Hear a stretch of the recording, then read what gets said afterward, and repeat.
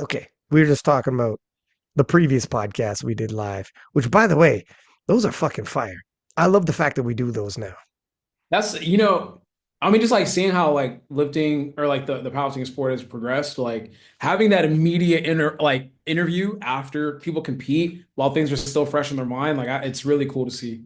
It's almost like a press conference. 100%. Slash, like, because it's the King of Lift style, we could do a long format.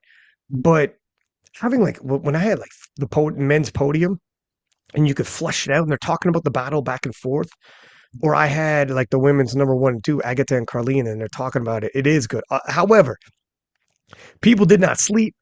People are, like, jacked up on caffeine and, like, it's rough, but it feels more real anyways. You're in the pocket. Exactly right now, how do you feel?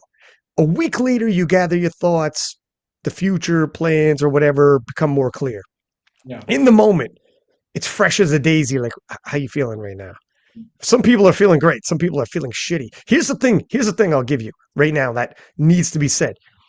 When you did a phenomenal at Sheffield, you win the battle of the 83s and did your damn thing and have our number one position 83s all over again, the highest total in 83s. You come on right away, as fresh as a daisy, in at Worlds after quote unquote losing Worlds, getting a silver. Very next day, fresh as a daisy, like no time to gather thoughts or whatever. Came on again live. Yeah.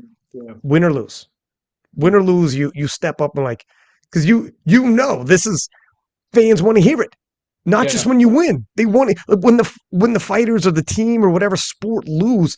They want to know like where's his head at? Are you good? What happened? Whatever. Yeah, and I looked at that as like, I understand people are watching, and for me, it's like showing people how to handle defeat.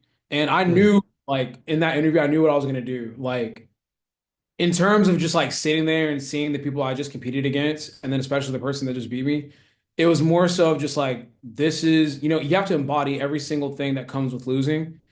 So you could really think about this whenever you're back at home and you're training. So I was like, show people how to take a loss on the chin, say congratulate the people that beat you and all that kind of stuff, and sit there and like really internalize everything, and then just get back home and work hard as hell. Because I just remember like the pressure, not the pressure, but the intensity that I had in that conversation. I was fucking pissed. I was like looking people dead in the eye just so they could feel exactly how I felt because I knew like I was going to channel that pain into something that was going to be beautiful in the future. It's something that some lifters are not ready for this. They talk about the media involved in like Sheffield, for instance, Uh, and it's difficult for them. And like especially beforehand, afterwards, and some of the right afterwards live podcasts, it's difficult for them to realize, you're a sports guy and you're like, fuck, we're here. yeah, You got to hang in the pocket. But some people like say like, I wish we didn't have to do these things. It's like, what? really. This is where it's all at. Man, fuck that. I think like for me, like bro, like I think I just because and we talked about on the original podcast that we had immediately after the competition, but I just come from an era where like this shit didn't exist, bro. Like you got to be thankful that people give a fuck enough for us to even have a media day. Like Mm-hmm. I posted my media day pictures, that shit got like 30K likes on IG. Like people care about that stuff, man. Like when you're thinking about like we're both gonna watch the UFC tonight. We were talking about that before we jumped on the podcast. They have a full media itinerary. They have to do their showdowns. They have to do the weigh-ins, Mm-hmm. like, and have like thousands of people in front of them. How could you not be thankful that we've gotten to a point in powerlifting where people give a fuck? Like, to where like, bro, we have GIFs made of us.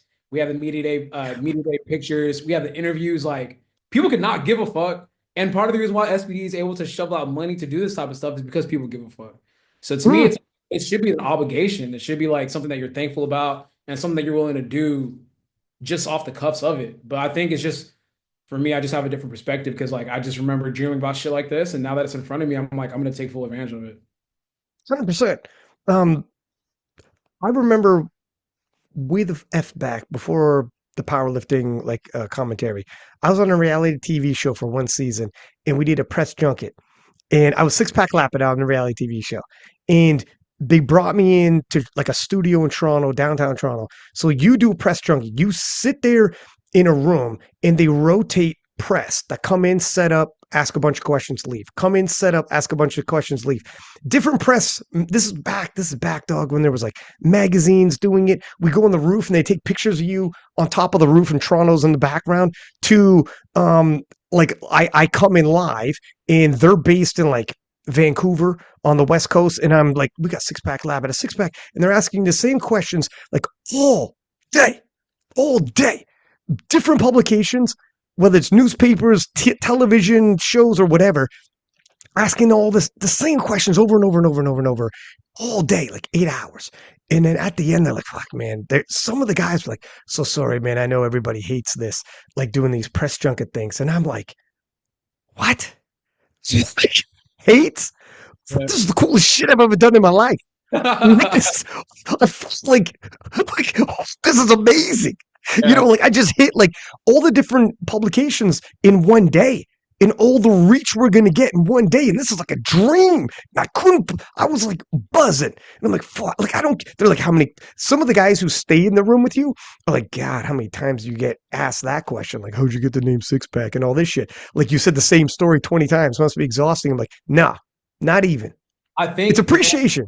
yeah, I think we just come from a different background because when you do think about it, a lot of powerlifters, this is their first introduction to doing anything athletic or like anything in a sports sense. So they like, man, when I was there at Sheffield, like the conversations were just only about powerlifting, like, and it Mm-hmm. made me remember that, like, yeah, man, all these people, which is like a good thing too, but like all these people know is powerlifting. They don't know like other sports leagues or any of that kind of stuff. They don't follow anything like that. But yeah, I was gonna dip into something else too. But yeah, it's just interesting how like people do take that kind of stuff for granted. Like this exists because people care. Yeah. Not okay. There is legitimately concern that some people, when Sheffield goes from it was like 2,500 ruckus. We'll get into your Sheffield experience, but to Benjamin Banks at the banquet. Banquet was fire, by the way, huh? That Um, that was my first time going to a banquet, by the way. Worlds or anything like Worlds National. really, Yeah, first time at a banquet. That was really cool. you, somebody I can't remember if it was you or not. Someone was saying somebody told you that the banquet food's not that great or whatever. I don't know Yeah, if it's you or someone else. And you asked me like, that doesn't sound right. Like that can't be right, huh? And I'm like, no, that's definitely not right. Trust me. Wait till you see it. Like I don't know what the shit they must have had it. They must be talking about something else. Cause I'm like, dude, everyone's dudded up. First year we were in a castle. This year we're in like like a building. I don't know, it's hundreds of years old. It's amazing. Way high class. They have servers wearing like all dressed up, serving you they're like cocktail. coordinated and everything. It's like, all right, we're gonna serve this here. I'm like, bro, this is fancy as fuck. It was fancy as it was crazy, straight out of a movie. I'm like, no, no, no, trust me. It was they when they brought you the food, they had to explain to you what you're eating. It's Yeah, like yeah, that. yeah. It It's was like that. that. And just piggybacking off of that, the reason, and I figured this, I mean, I thought about it really.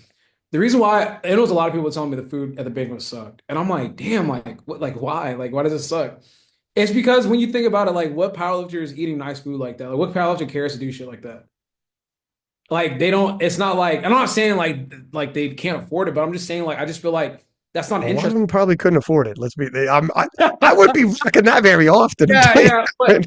But what I'm trying to say is that like who like what powerlifter do you know is gonna go experience some shit like that? A lot of powerlifters don't even go on vacation because they wouldn't be able to train properly. So it's like I don't like, yeah, y'all think the food is shit because y'all don't eat stuff like that. Like so I, I liked I, it. s- I'm like, this I is good swear they food. must be thinking of a different banquet. They probably are and got it mixed up or Oh, heard. I don't know because oh no, nobody's. when we was eating, they're like, everyone was like, what is this? What is I'm like, bro, they You just could told have. us what it was. This is what it Yeah. is. But then again, like one of my favorite things to do is to go to like restaurants, like go eat food like that. So I like that kind of stuff. So to me, I was like, this is good as hell, man. I don't know what y'all talking about. Dog, it is so classy. I feel like I should like someone's gonna walk up to me and be like, "Excuse me, should you be here? Do you heard this?" I thought by the time the main entree came in, I thought I was gonna get escorted out. Like, get that fucking guy out of here. He's Also, not shout using out the to right cutlery. It's the type you need the proper cutlery. And I'm like, yeah. what fork What is I it again? heard, is it out in or is it out in out? I watched the Titanic for the first time, and the lady was like, I'm "You want to eat and some shit like that." I mixed it up, so you don't know what I'm doing next. You know what I'm saying? You don't know what I'm Hey, doing next. shout out to all the pilots because everyone looked really nice, man. Everyone looked really fucking nice. People were dressing up. I was like, wow, everyone looks really, really good. People get straight up dudded up. I've seen it all. I've seen it was funny because Leah Babel has been in a lot of worlds and Sheffields at this point. I've seen her get full on dressed up and full on wear a onesie with like an animal onesie that like a kid wears to bed and being Yeah, like, fuck it, I don't care. yeah. Like she could go either which way and be comfortable. Couldn't care less. You never know what you're gonna get with her. God bless. But but yeah, everybody gets super duper dudded up. It's a fun time. But oh yeah, so I was gonna say in terms of powerlifting and people not being used to it, there was actually discussion and concern that some powerlifters, when they move to the arena, and I don't know if you've seen pictures yet, you were at the banquet and Benjamin Banks talked about next one's at an arena and we're going to be at like, first they'll sell 5,000 tickets and move up a couple thousand every year, but the capacity is 14,000. It's a arena, and I saw pictures of it. It's going to be crazy. And Benjamin Banks, by the time they went live at 3 p.m. selling tickets. By the time we were at the banquet, I remember Benjamin Banks coming to the table and Pete too saying, we're already sold out. And it was like 9. So in Yeah. 6 hours. So, and no one knows who, obviously, we don't even know worlds, let alone who's going to be at Sheffield. It just sells because it's whatever. So we will have 5,000. We will have, like, they'll sell it out. And then 7 and then 8. But there is actual legitimate concern that some people not only may not perform to their best in that environment, there's actual legitimate concern some people might opt out of going That's on them. too much because That's it's on too much pressure, too many people. that's on them. I think that would be very unfortunate if like literally you have some of the best athletes in the world not wanting to compete because it's become too big, then move away for the new generation. Because there's hungry people that are gonna come replace you.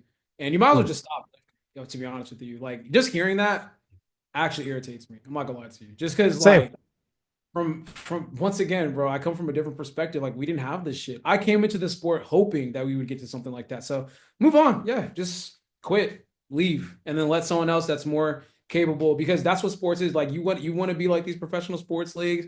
You think the Super Bowl is happening tomorrow, bro. You think that uh them players are gonna fucking quit when they're at the pinnacle of their career because there's too many fucking people watching? What are we talking? I'm embarrassed that that's even like a man. I I'm don't not even know gonna what to tell you. attack any of my friends that I tell about this competition because that's actually embarrassing. But I mean, it is a real thing. The pressure does bother people, but to quit because of the pressure, that's embarrassing. As a competitor, as an athlete, as a human being, that's truly embarrassing in my personal opinion. But I have very little. I have very little grace I give to that as well. It's so uninspiring is the nicest way I could put that. that's pretty Uninspiring. that's pretty sad. It's like, hey, man, like all the people that came before you that are lifting in these small ass gyms, people that were never even recognized, people that have been lost in history just because there wasn't coverage about this type of shit. Hey man, you have an opportunity to lift in front of 5,000, 10,000, 14,000 people. Now we get to bring this out to the forefront of like the world. Are you ready to are you to compete? Nah, man, that's just too many people. I just can't. That's an embarrassment. What? Who like guys like the people we look up to, like Ali, Jordan, or whomever. Can you imagine that the person you look up to was like when the pressure's on? When the pressure's on, that's what makes it magic. That's what Can they makes do it? bro, that's we'll probably talk about it later, but that like I judge how great lifters are due to like what they've experienced in their careers, like who they've gone against, the moments. Like sports is about moments. That's where you solidify your legacy. And if you have Mhm. none, you just keep lifting in like backyard events. How could I really know how great you are because you've never been battle tested, you've never been tried, you never had to bounce back from something? Like, how great are you really? So like if you're and it like I don't want to. I mean, no, fuck it. I'm not gonna be mean, but it's just like if you can't compete under pressure, then you're not that good. You're not that nice. I'm sorry. Mhm. Of course, yeah. That's sport. That It's a sport. this isn't just powerlifting. Like, bro, if you got the free throw line and you miss two, you not him. You're not that good. That's Sorry, right. like you're not that good. Yeah. When the game is on the line, what do you do? When your legacy on the line, what do you do? So it's like, yeah, I mean, whatever. If it's a championship game, there's a few seconds left, and the people in your team like don't pass it to him because he's not going to be able to shoot that. Yeah, you're not him. Yeah, If how's you're if that it's as an athlete? How's that not embarrassing? it should be. Yeah, it's It should like, be. hey, we're not gonna add 7 more kilos because we think that you're gonna get too nervous from the crowd. If Joe, Let's hey, put a safe one in. if Joey came to me and asked that or said that to me, that would be worse than any loss that I've ever had in my career, for sure. Here's the thing. Okay, so the way you handle yourself if you take an L, one thing right off the bat for that live podcast was one thing. And as difficult as that is, and people need to give proper props for those situations because it's extremely difficult. And you're like, fuck it, live podcast, unedited, right off the bat, very next day while it's still mulling. Like I just did a podcast with Perk, and Perk was said it hit hard. His like Sheffield hurt. Sheffield legitimately hurt. It was like very difficult. He's still trying to get over, despite the fact that he did well, but like better and well. Like he did great, but very difficult. So for you to step up like that right afterwards. On the flip side, and we touch base on this on a live one, but when you take an L, your tracker so far has become at the very top. The very top. We're not talking local. Very top, come back and then win. And not only just win, but beat the guy who just beat you at the highest level. Mhm. That's huge. That is like amongst your proudest moments. Where does that rank? It's number one. Man, it's hard though because this is like a all-star type of me. It's like a celebration, in my personal opinion, of I'll look at Sheffield like this now. It's like, where are we at in the culture? Like, where are we at in powerlifting? How big have we gotten? Right. So it's almost like an all-star me, a celebration, and also like a measuring stick as to like what's to come and where we're at. Worlds. So yeah, for the people listening, I've lost before. This, I mean, like, it's not like a world-ending event, but I lost before back in 2018 and Brett Gibbs. That was my first ever Worlds. He actually like it wasn't even like there. I was in no. There should have been no talk of me like even being able to compete with him at that time because the way he totaled was crazy. But I internalized that, and then I just was able to come back and win like an actual world title, which is like the singlet that's right behind me. That's my first singlet at the Worlds. Really? That's it. Yeah, and it's just difficult with because Sheffield is great for a whole different reason. It's an accolade, but it's at the same time too like Worlds accolades wise is bigger because it's like a championship, you know. Um, so it's neck and neck, but because of their circumstances and where I'm at in my career, I'll put Sheffield above that because I was kind of like an underdog with Brett, and like people weren't even expecting me to win, and that just kind of happened. And then that kind of like started my legacy in my career. And then when I got to Worlds last year and I took that L, like that was a lot more monumental than the L that I took because it's like, I mean, like just the world came kind of crashing down on me in that moment, I guess. Or like, like whenever someone has been winning for a while and they lose, it's a big thing. So that one like hurt.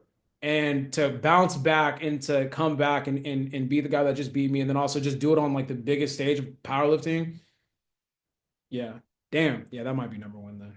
Yeah. In terms of your story, like if this is a movie, you write a book, you do a documentary at some point looking back, this was absolutely huge. And I know you don't look at comments and the like and pay too much attention to like podcasts, etc. But if you do ever do write a book, documentary, whatever the shit, and this will be an absolute fire look back. You grab some of those comments and some even analytics. Like there's haters in comics, they're just fans, and they're allowed to. They're fans. You love a guy and hate a guy. You hate it. You love your team and hate the other team. It is what it is. But then there's actual experts analyzing and for you to come back and finally be the underdog again, finally be like you had it all, even walking into Jaren's backyard Yeah. and then walk, and then, oh, by the way, we'll throw in Ade and it's also his backyard. Mm. And the things that Ade was doing in training and with the way people were talking and can Russ squat to depth and the whole nine? Can he meet the standard and the whole narrative? But they're like not just haters saying this. Yeah, You know what I it's mean? It was like that. Yeah, that's actual. and I didn't take it like I didn't take it personal. I'm just like, hey, like y'all are doing what y'all supposed to do. You're analyzing the sport. You're making your predictions, and that's okay. I didn't take anything personal. It's like oh, like you don't think I'm gonna win? Fuck you. Like I wasn't moving off that. I was just like, hey, I get it. You know. And also you have to be real with yourself too. It's like I mean, shit, you've been kind of inconsistent, bro. Like it's not. You haven't been competing to your best ability. I knew that, and I expressed that. I'm like, bro, I didn't like how I competed at nationals. I didn't like how I competed at Worlds or how I prepared for Worlds in the last waning moments of it. And sometimes you have to be real with yourself too. And it's like I could be better, like literally. And I showed that on the platform, so I was right. Like I was bullshitting, and I could have been better. And you just have to talk to yourself very frank. It's like, what are you doing? Like what's not connecting? And you have to be able to be real with yourself because if you keep lying to yourself, you're not going to make any changes, and the same shit's going to keep happening. Some people, I swear to God, like you have a level head approach to all this. This is what saves you. This is what makes you able to come back from losses, rally, and take a win and be not let the pressure get to you. This is relatively unique. I'm telling you right now. I've talked to a lot of powerlifters on here, and this is a huge benefit for you to all of the like, whether it's like comments, meme pages. You get big enough, people are gonna meme you, comment you, attack you, do whatever the shit. In the way you could just be like, don't care, don't even pay attention, don't know, whatever. Take losses and the fans, because you've been winning for so long. And so you take a loss and an underdog like Germans wins and the fans go crazy and you're like, congratulations for him. I'll be the first one to shake his hand. It's all good. Come on the podcast next day. Hey, it is what it is. And like just kind of take it all in stride. And they were celebrating like crazy celebrating when Jurgens wins. And you're like, fuck it. Is this like a celebration for him? Are they all hating on me? What could this possibly be? And then and people are like, people can make what they want of that narrative if they want to. I was like, this is what happens when someone wins, wins, wins, wins, wins. Like Mike Tyson's a crazy popular guy. When he finally lost to Buster Douglas, crazy celebration because that's what happens in sports. But then when you show up at Sheffield and you see how they receive you, and it's UK and they still cheer you when you hit your third squat and start celebrating. Almost 3,000 Brits. Well, it's an international for event for sure. Celebrated with you, and you're like, no, they don't hate me. It's sports. It Yeah. was literally they're celebrating an underdog win. That's what people do in sports. It's not personalized. Yeah. Some people personalize everything. Mm. Like you know what I mean? And you having perspective saves you a lot, I think. Yeah, and I think that like and this is why I mean like I think sometimes my interest in sports because I love sports and sports culture. I've said that many times before, but like Mm-hmm. I like the psychology of an athlete. Like I like my favorite athlete ever is Kobe Bryant. I have his thing tattooed on my leg, and the biggest thing that he learned in his career as he matured is being still, like being in the middle. Like you're gonna lose and you're gonna win, but you have to use both to your advantage. Honestly, winning doesn't really do shit for me or do shit for anyone. It's really the losses because that's where you learn and sharpen your toolbox. Like when I took that loss in when I took my first loss to Brett Gibbs, uh the level at which I locked in and I realized how many times I was traveling, how many times I was like sacrificing training to do collabs and shit like that. I realized you got to stop doing that shit if you want to be like hit the next level. So I cleaned that up. When I spent the next couple of years winning, I didn't learn anything. There was nothing for me to learn. It's like um the formula works and we're going to keep doing that. And then the formula didn't work against Jurgens at Worlds. So now, okay, this is an opportunity to get better. Now we could go back and reevaluate everything and build on that. So it's like, all right, let's be honest, bro. Are you being, consistent with nutrition? Nah. Like I'm fat and then I get in shape. All right, cool. Let's clean that up. Standard wise, are you lifting the standard? No, I don't think so. Like sometimes I get away with certain squats and like I don't listen to Joey when he says like we need to squat deeper. Okay, cool. Recovery and all that kind of stuff. Are you actually maximizing recovery? Could be a little bit better at that. So that made me a better lifter. But when you're winning, sometimes you get fat in victory. You don't Mm. change shit. You just kind of like get married to what the process was. But in loss, like I mean, I explained it. I think probably like on my YouTube videos. I have never felt more alive in training. Like Really? uh, I can't even explain how thankful I am for that loss. It made me fall back in love with the process and power, like just being a fucking gym rat, just being a nasty, gritty fucking gym rat and just getting Mm. after it.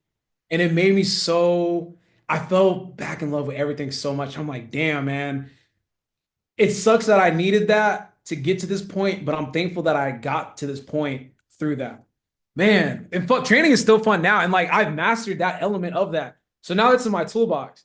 So now when I go to the gym, bro, I get fucking goosebumps. It's not damn, I have to lift, it's damn, I get to live. So yeah, I think that like you just have to learn how to like be still and utilize things to your advantage. Even the people talking shit, like if there was a day where I didn't feel like lifting, it's like, hey, bro, there's a lot of people that are literally waiting for you to fuck up. Yeah. Don't make it easy for them. Like, do everything you can to make sure that don't happen. So yeah, it's you just have to be still, man. You can't let things sway you or like either any direction.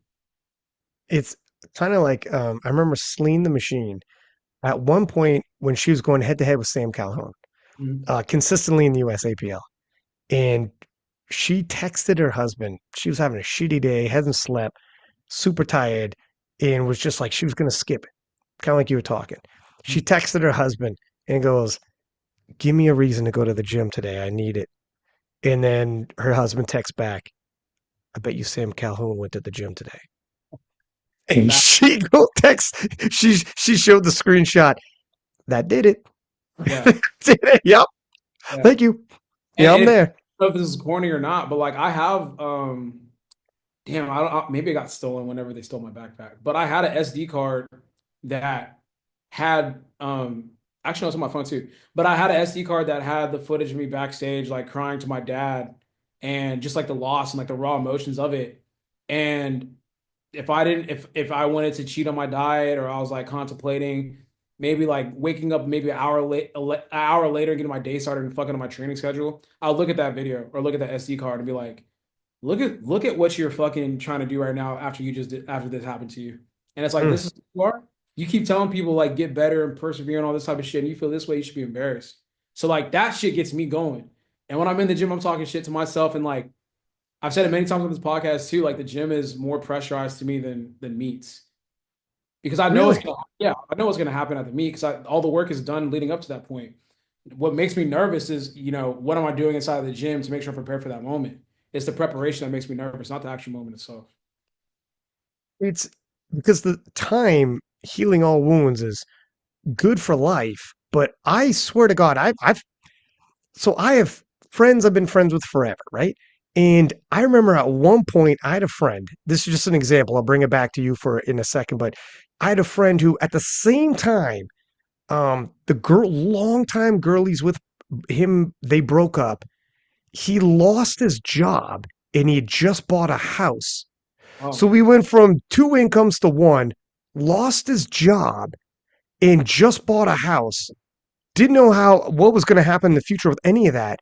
And I remember him saying, "Thank God, like he's got a dog and it's like his best friend. He's like, thank God I got my man's." And fucking shit you not, found out his dog was dying with like that week after he said that. And I remember we were all like, holy shit, we were all worried for my man. Now, years pass and we're like this early 20s. Now we're much older in life. I remember talking to him about that period and he forgot how bad it was. And I go, Do you remember this conversation? And I brought it back, and he forgot Yeah. like how dark it was at one point, how bad it was. Where he's like, I'm holding on by a thread. I don't know what I'm hanging on to right now. Time healed that wound. Now, to the same, just to show you a dramatic example of how much time can heal wounds where you actually forget. To your point, having that and being like, don't let yourself off the hook and forget how fucking bad that hurt. You want Yeah. that again? Mhm. Just remind yourself, take a look at that. That's Yeah. going to come again. You hang in the pocket. That's waiting for you. If you don't do this, Yeah. you're going to regret this. Don't Yeah. let And yourself it's off the like, hook. and even if it is waiting for you, I'm okay with it if I did everything I needed to do. Mhm. But what I can't tolerate is me experiencing that and knowing I could have did more. That's the thing that like really makes me nervous in training. It's like, bro, are you actually giving everything you got? Like, are you leaving this gym knowing that, hey, bro, I left it all in there? And that's a question I ask myself every single time. Like, I'm not being like extra when I say this. Every single time I go in the gym now, it's game day. And it's only something that you could experience if you're there because like I train in such a way where it's like, bro, you have to utilize every single fucking day because you're not winning off of talent. You're not winning off of like motherfuckers not coming in dialed like that. Those days are gone, bro. So it's just like you have to make sure you utilize every single day to the best of your ability. If you literally leave the gym asking yourself, you contend or you want to keep going? Was that everything? Yeah. When you Yeah. stop and gut check like that, where some people can't wait to get out. Hell It, no. one thing I was saying leading into the Sheffield is if you guys think that was Russ and Lithuania and it's just going to be all good, you are crazy. This is Russ is not good, a competitor like that. Like Yeah. he is not going to make. And also, If you think I really, I there's not really, going to be improvements, you're and I crazy. really, I really do appreciate the people that did, um, the people that did say like, hey, like, yeah, he lost, but hey, if you think he's not coming back swinging, you got him fucked up because that's just more a testament to character. Like, Mm. and that means a lot to me because when I was really thinking about it, man, I was thinking about it actually yesterday because I knew we were gonna have a conversation, and I don't do this too often, but I was like, damn, man, like the times where like people thought you were down, like you fought back. And like that's all I could ask for, man. Like just Mhm. I'm gonna fight back. I'm gonna compete. I'm a competitor. That's what I like about having that on me. It's like, hey, if he does take an L, you better be ready for that next meet because Mhm. like, I'm not coming in the same lifter, bro. So I'm really thankful that at least one of those tags follow me with with all the other bullshit that comes sometimes. So Well, I think Rory on the recap show pulled up the stat. He's like, both times Russ took an L, his next meet, that total jumped up like 40 kilos. It was something crazy.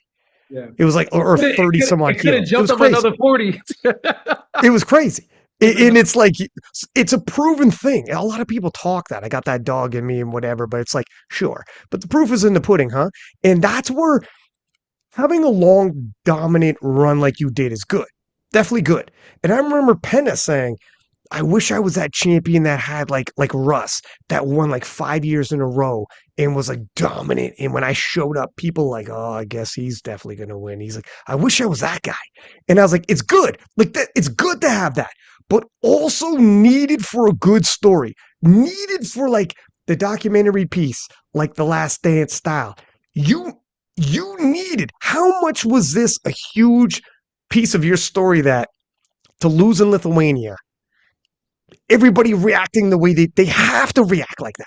It has to be dramatic. Your video you put together of you watching the final dead, you crying back, you put this together. That video is phenomenal. There's been a couple of edits of it. I think some people took footage and also made their own edits, which have I don't been know fire as well. where the fuck these motherfuckers are getting these footages from, but there is this one video on TikTok where it's like redemption. I was like, who gave bro this footage? It Because is fire. I was like, bro, where did he get this shit from? It was fire as fuck. Shout out to bro. Yeah. It builds your story so much better. Mhm. Like it's difficult to tell yourself at the time when something like that happens, this is going to be better this way. It's Yeah. better this happened. It's setting me up for an amazing opportunity. But That we talked about this in Lithuania. Like I should like remember when we were taking pictures and Korean had just competed and we were talking about it and it's like, hey, like this is the opportunity for you. Like you got to lock in. And if you show up, this could be a beautiful thing, you know. So Yeah. you have to, actually capitalize on it. But when we have that discussion, I was like, man, he is right. Like, what am I gonna like? What? How am I gonna respond? And if I respond well, this could be great, you know. So that was definitely in my mind. It's like, hey, bro, there's a lot to. Yeah, there's a lot to gain. I didn't feel like I had much to lose, to be honest with you. It was, well, Which I did, but like I didn't feel like it. like in terms of your legacy, you're now the way people talk about you, it would always be like, but he's a fucking gamer. Like they would have to give it to you. Yeah. And he's battle tested. He comes back. It's like you. It was a beautiful opportunity to write the end of that story. Why do you think? I want to talk to you about Krenin as well too in a second. Put a pin in that though. But why do you think you felt like you didn't have too much to lose? Because that loss brought me back to like the start of my career, kind of like before I was a champion. And I talked to Jerens about this, and I think I mentioned it too. It's like, or like on our recap podcast when I lost, I was like, I work better as an underdog, anyways. Like, I like being gritty. I don't like because going back to the pennant conversation, I don't like feeling comfortable with winning and like feeling as though I have nothing to prove when I walk into the gym and I'm just kind of like riding high on multiple W's in a row, you know? I work better thinking that people are better than me and Mm. believing that. Like I was like in training, I was insecure and out of insecurity bred hard work because it's like you can't take you're not that good. You're not as good as you think you are, bro. Like if you were, you would have won. So you have to work. So that's how I think naturally anyways. That's just how I am. I'm not a front runner. I'm not like this person that likes winning unparalleled and shit like that. I like a little friction. I like little things to work against. So like whenever I lost, I was like, shit, I'm right where I like to be anyway. So not that I wanted to lose, but I'm like, I mean, shit, this is nothing new to me, and I work better like this anyway. So cool. So I'm the underdog and you the top dog. I gotta knock your ass off now. So to me, that it was a great position. And I'm like, if I lose again, then it's just gonna make me even hungrier. I've never been there before, but I'm willing to see what that looks like. So let's see what that looks like if it were to happen. And I accepted that too in training. I'm like, hey, you might you might put together the meat of your life and it still might not be enough. Are you cool with that? And I'm like, yeah, I'm cool with that because I know that once I take this L, I'm gonna go even harder. So that's why I was like, I have nothing to lose. All the outside shit, I could give a fuck less what people be saying about me and all that kind of stuff. It is what it is, man. Like, I've seen great lifters lose a lot, so it's like, who cares? You know, it's just Mhm. how you respond from it. I think it's interesting that I think people would be maybe even surprised to hear you say, I mean, this is transparency and this is because you're confident. You Mhm. could say, I was insecure. And Yeah, only, yeah. but some people don't. It is what I Some mean. people, Like for me, like do you? I work hard to mask and to eliminate the insecurity that I have during training. Like I know that everything matters. I don't want to fuck up. I want to hit my lifts. By the time I step on the platform, though, I'm fucking him. Like I'm confident as fuck, and that's why you see me celebrating and you see me so loose. You see me having fun, is because I all the work. I beat myself up in training for the past fucking 6 months, bro. mm, Like I beat all the insecurity. I beat all the awkwardness out of me. Like I'm here to put on a show now at this point. So like yeah, I'm insecure as fuck when I'm training. I'm watching these motherfuckers hit big ass lifts. I'm seeing dudes like triple, damn near max out attempts. I'm like, man, what the fuck? Like, am I like that? Like, can I do that? But then that insecurity, that question gets answered when I go to the gym the next day because it's like, bro, show yourself you're him. You have to show yourself that you're him. So put in work. That's why it's just like, I mean, it is what it is. Like that insecurity for some people, maybe they shell up and they run away, but it's like, no, I'm insecure, so I gotta go work on this. and most people don't even like admitting that. They think it's weakness, which really putting up a front is weakness. We all know we have insecurities. We all know Running, it's there. running from it is the weakness. Running from it is the weakness for sure. But it's like having courage. Courage isn't the lack of fear. It's the ability to stand in front of fear and still go in front of, and still work through it. So no, it's okay to be insecure. It's just what do you do with that insecurity and what do you do with that fear? If there's nothing courageous about performing an act if you were never scared. Well, no shit. You weren't scared. Why was there courage? If you're scared shitless, and everybody watching would totally understand if you back down and you don't. You push through and you do it anyways. And everyone knows you're scared shitless and you do your damn job. That's courageous. Yeah. That's like, damn, what he must have felt going through that.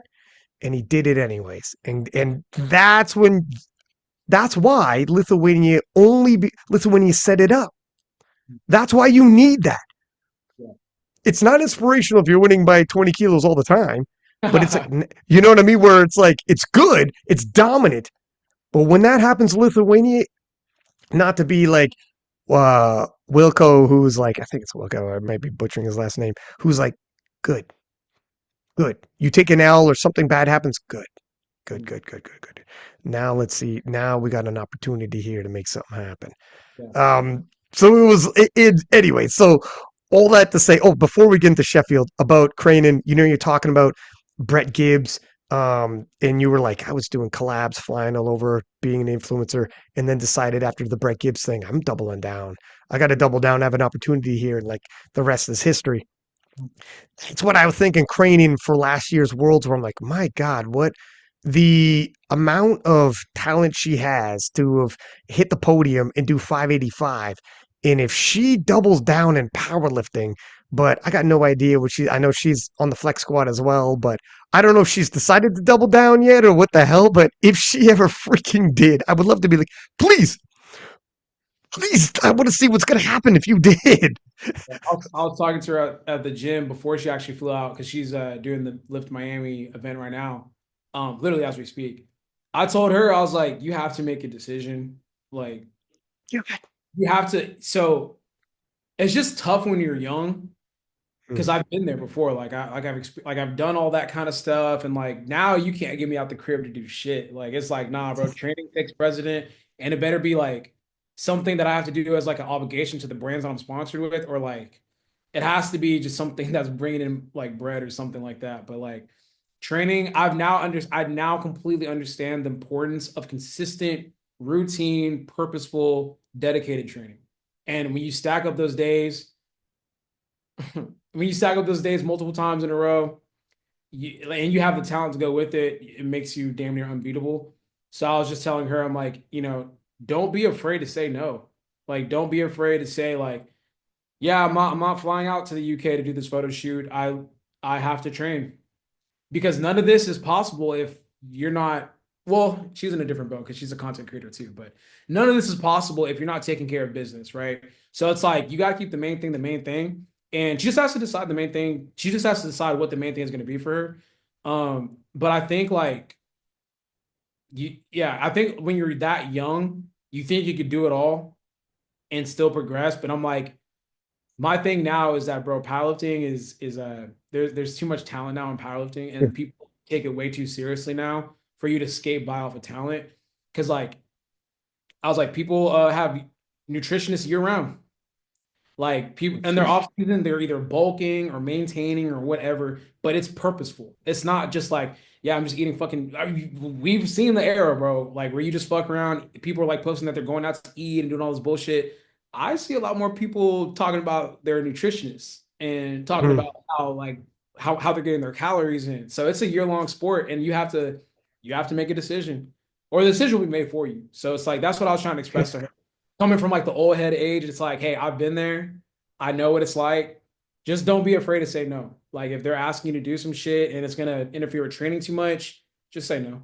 Like just say no. And sometimes it sucks, but at the same time too, like this stuff adds up and it's a lot more serious than just like, oh, I could go to the gym anywhere in the world. It's like, yeah, but meal timing is important, sleep schedule is important. When you actually go to the gym is important. Are you hitting that mark every single time? Because if you're going to the gym, let's say you go to the gym Monday, 9 a.m., then Tuesday you go to the gym 4 p.m., then Wednesday you go to the gym at 3 p.m. And then, it's just like you're mixing up the training schedule and your body is just constantly in flux. So it's like my body is on a clock.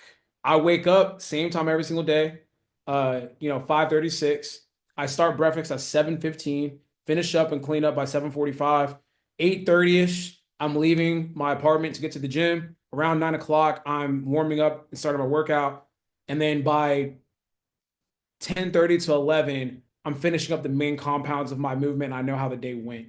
That's every single day. That there's no deviation from that. I have it clocked out and scheduled, and I know it because that's what I did from the point that I lost all the way to when I competed at Sheffield again. So it's like I have that down in my head, and you have to decide as a lifter, like how dedicated are you going to be? You have to create. I know what it's like to be a content creator. I know what it's like to be a full-time powerlifter and all that type of shit. You got to make a decision to put your body on schedule. You can't just be like going through life, you know. And I'm saying that for everyone that like wants to compete at this level. You can't just be casually going through life. Everything you got to do is everything you do has to be purposeful. Okay, a couple things because you hit some good ones in there. First off, yeah, you are not going to make it to the tippy top with 1 foot in, 1 foot out. And God bless. I remember I was talking to Crane at U.S. Nationals, and I remember I don't even know if she knew who Agatha Shitko was yet. Like there was, it was she was very green, wet Don't know. behind the ears. It is probably for the She best. don't know who It's, nobody is. it was probably for the best. I'm like, don't worry about it. Just show up, having fun, do your damn thing. Um, so, but to become like an Agatha Shitko, to become like one of those, you're not going to beat Agatha Shitko if you're 1 foot in. You're not going to like, or any of these ladies at the top. You got to be 100% in. And it's actually, as a competitor, intimidating when you hear a guy, like you just said, to be like, I could sleep in. I'm up at 6. I eat at 7:15. I'm at the gym, and you roll it out like that every day. Yep. Every day. My Absolutely. breakfast is 7:15. Thank you very Same. much. Not 7:20, not 7:10, 7:15 I'm eating breakfast. And you have it all ruled out. When someone talks like that, and you don't have to. You could sleep in. You could Yeah. do whatever. You could share. It's your schedule.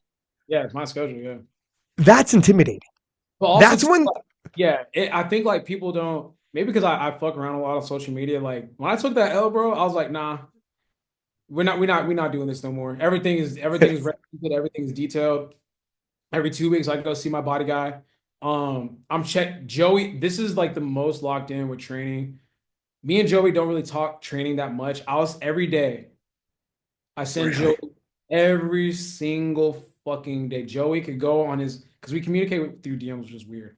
But we we Whatever. I DM him my videos, everything, every day. Doesn't matter if it was RPE 6, doesn't matter what I did, every day.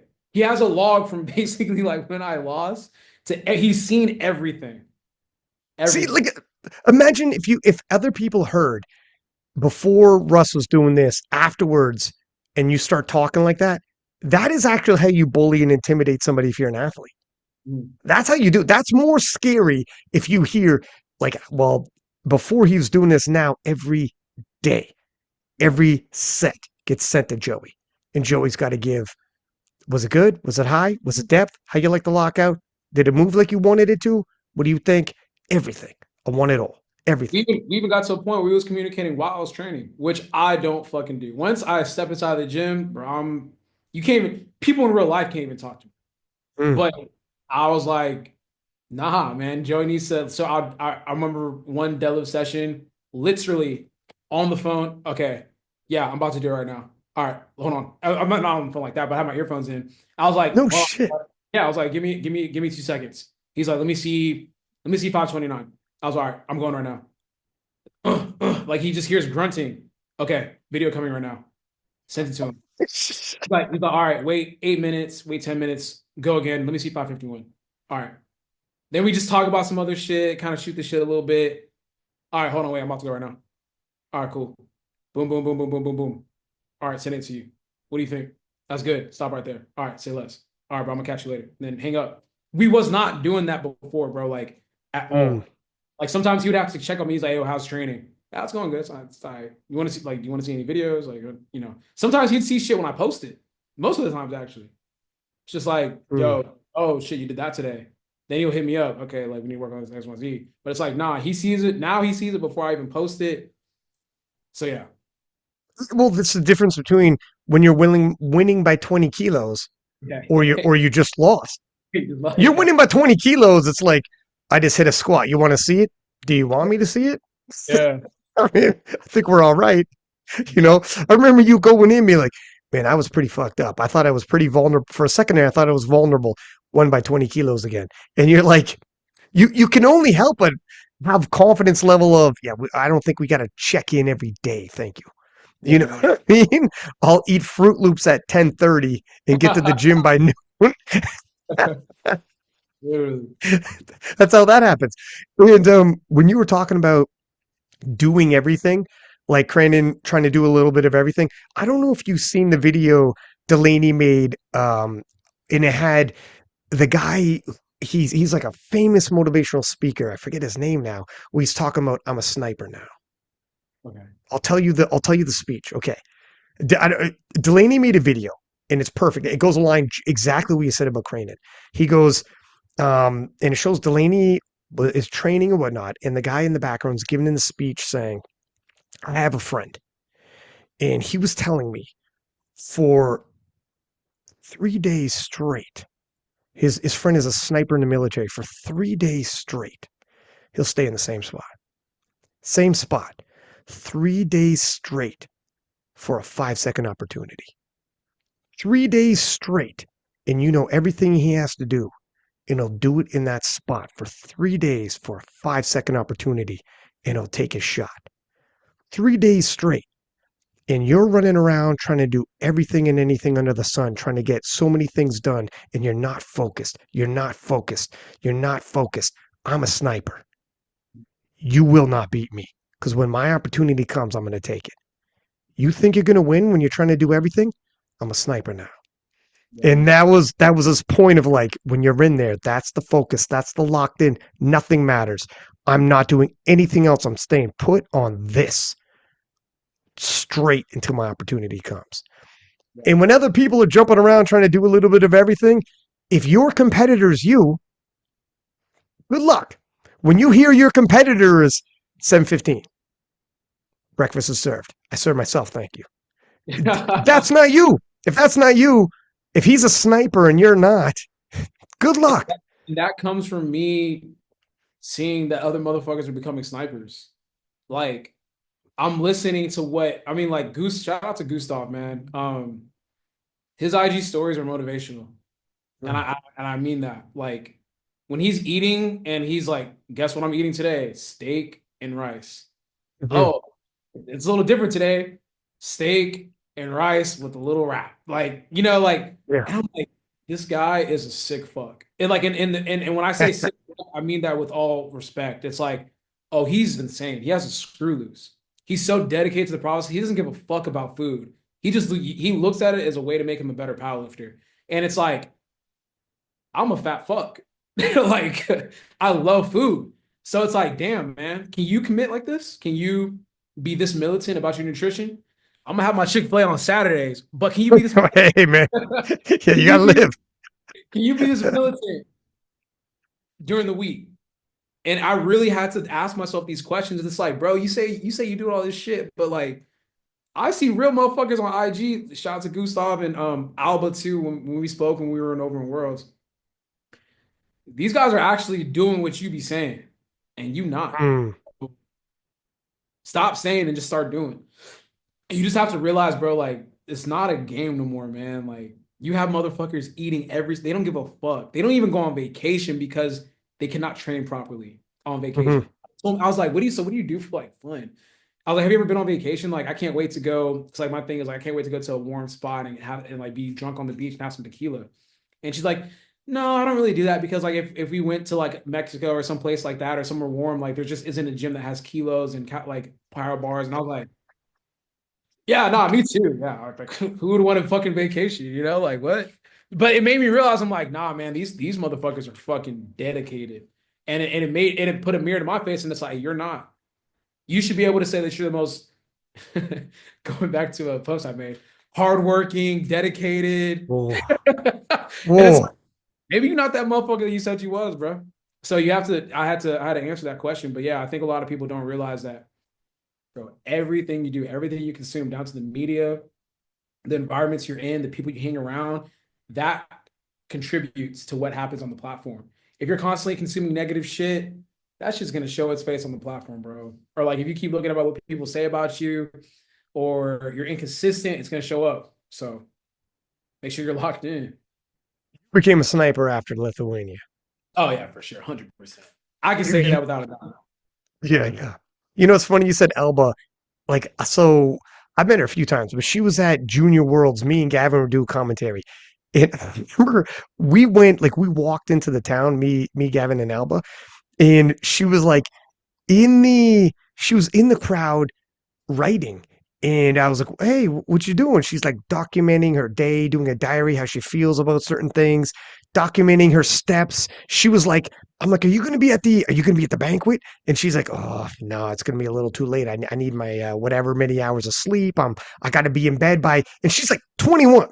Like people who Yeah. are 21 are not like this in real life. You've never met nobody as dedicated as Albo when it comes to all this. In terms of steps, sleep, training, nothing gets in the way. Nothing Yeah. gets in the way. She's a sniper. She'll And, I, and, eventually I'll, get there. and I'll just quickly shout her out before we move on from there. Also, Flex. But when we were at Worlds in Lithuania, I had the opportunity to actually meet her for the first time and talk to her. Her mindset made me question like my dedication, and I'm like, okay, this is what real dedication looks like. And she was explaining what you just said. Like she documents her day. She does not like if it fucks with her sleep, she's not doing it, and she gets like Mhm. what I think she told me recently, like 8 to 9 hours consistently every single day. It's crazy. I've had And weeks like that. yeah, and she only has like 3 to 4 hours to actually work and have leisure time. Everything is scheduled out. I'm like, damn, bro, you're not doing that. I was like, you could honestly say, like, be real with yourself and like question yourself. If you took our names and faces away from our thoughts and we expressed it to someone, who would be more dedicated? And it's like, it would easily be her. So it's like, bro, get back in the lab and make yourself better and get to that level, So you have to be honest with yourself. So that's where the L's actually help. So let's get the because I actually want to afterwards. We've got some. Oh, everyone wants to know what your next move is and Okay. how this is going to look. And Sure. we were also crunching numbers about the last time. Well, anyways, I don't want to bury that lead. So let's talk about Sheffield. So Sheffield rolls around. We didn't really get to dive into it last time. Dog, we already did an hour, by the way. We did it again, by the way. So, I mean, by accident. He's killing it, talking. I forgot we were on a podcast. I'm not gonna lie I to don't you. know. We're just shooting this shit. But last time we had an hour and just got up to Sheffield and said, okay, thanks everybody. We're gonna check out. But Yeah. so Sheffield, let's talk about the warm-ups. Let's talk about the squats. Massive third squat, freaking smooth as shit. 3 white lights, no need for the jury. But let's walk us through a little bit about the squat event, how you actually felt. Are you paying attention to anybody else? So I can't talk about squat without talking about the preparation, like the meet Yeah, prep. let's do it. Um, Typically, routinely, I would hit big numbers in training. This time around, Joey had a different game plan for how we were going to peak, and it did not require me squatting. I think I squatted over 700 pounds once What? for like 4 to 5 weeks out from Sheffield. And this is when you have to relinquish thought processes, emotions, feelings, and give all faith to your coach. And Oh my God. this is why Joey's the GOAT. And I don't care, like, I mean, shit, he's the fucking GOAT. I don't care what no one says. Like, people need to stop playing with his name. But anyways, I had to relinquish all control and just have faith that, like, hey man, it's gonna be there on meet day. Like, it's gonna be Dude, there that's on. crazy. Yeah, literally, man. And people, I think I don't know because I don't know what people talk about. I don't know if people were asking if I was like hiding training on purpose or some shit. Nah, man. Probably. I just wasn't lifting like anything crazy. When we started, I'm not gonna give away the keys, but basically we didn't go like extremely heavy. So when meet day came around, he's detailing like this. Honestly, Joey is the GOAT. He was telling me, you're gonna feel good on this day. You should feel good on this day. You should feel good on this day, and then like you're gonna be a god on meet day. And literally, I was feeling like that. And I remember we were warming up. We had like 2 training sessions. I squatted twice before I actually stepped on the platform when I was in Sheffield. I was doing like 3 reds, bro. Just 3 reds. like nothing. And I'm watching like other competitors come in. Jiren squatted like 551. I was working out with Austin, and he was on the platform the other day. He squatted like probably like 600 plus. And I have to just sit there. I'm just like, and I just got my three little plates. It's I got my three little reds, and I'm like, hey man, I'm just trusting my coach. This is my coach is telling me to do. you know what? Like, I hope, you're like, God, I hope this is working. oh my Yeah. God, bro. So we're warming up. Man, I felt good, bro. I had never felt like that before. I felt amazing. Really? Yeah. I was squatting and like, oh, this was cool too. I got to share a warm-up platform with Jesus. So I got like Oh, the greatest, one of the greatest spotters of all time. yeah. Um, and then you have myself, and I'm like, oh, this is lit. And I was, man, I wish there was a camera. They should have like a camera. I'm gonna tell people they should have like a camera showing warm-ups and shit like that. It's like, oh, like, Russ warming up or whatever. For But I was sure. vibing. I was loose. I'm doing like post moves against big body and like talking shit and dancing. And everyone's kind of like, does he normally do this? Because like, we're sharing the platform with the different weight classes. So like maybe the other 83s already know how I get down, but like everyone's kind of like, is he okay? Like, it's very loose. And yeah, man, I knew after that first warm up, I mean after that first attempt, all I did was like look back. I'm like, if that's three white, it's over. Like for the opener, I was like, So that's right. oh, yeah. Because I was like, that felt like nothing. And I'm like, let's just keep that depth and that technique and that consistent form going for the last two squats. Yeah. And then yeah, I was watching some of the competitors. I watched their thirds. And like Mm. normally I don't like pay attention, but like for this one, I was like very cognizant and very present in the moment. And I was just looking at the numbers. I'm like, all right, I'm opening here. They're moving up there. Okay. Okay. And then I see like reds pop up. I'm like, red, red. I sat back in my chair. I got pissed. I was like, let's fucking end this shit, bro. Let's end the talk. Let's end everything. Like, cause I was having a super me at that point. It felt like a super me. Like I've only had one in my career and I was having my second one. And I was like, oh man, I feel amazing. And Joey, like after my second, we're huddled up talking downstairs. And Joey's like, because the original plan was 335. And I'm like, he's like, what, 335? I looked at him, I was like, I'm fucking on. Put whatever the fuck you want on the bar, it's going up. And I went back and he was like, all right. And I was expecting 340, but Joey's smart. He, 338, if I feel that confident, just take a little bit off to secure that. So 338. But it was easy. When I saw 338 on the screen, I was like, I'm bodying that. I wasn't even like, I wasn't concerned. I was like, I'm bodying that. And then I bodied it and I was like, yeah, man. That was like top 10. I don't know, that's like number one event in my life, like or moment in my life. Like hearing Orhii in the crowd on the third. I was like, this is what sports and powerlifting is all about, like moments like that. When we watched that, when I was commentating, I don't know if you've seen it back. Well, we watched it together, and it was three white lights, and everyone's waiting for your third. Everyone knew if he goes 3 for 3 in squats, he's going to be tough to beat for Yeah. anybody in the world. Mhm. That's a problem. Russell 3 for 3 in squats is a serious problem, and you hit that, and it was always going to be if he gets one red, we're all going to wait with Yeah, bated it's breath. gonna We be all like, have to wait. We all have to oh, wait. You go 3 for 3, and as a commentator, I'm like 3 for 3, and the jury will have to stand down on this one.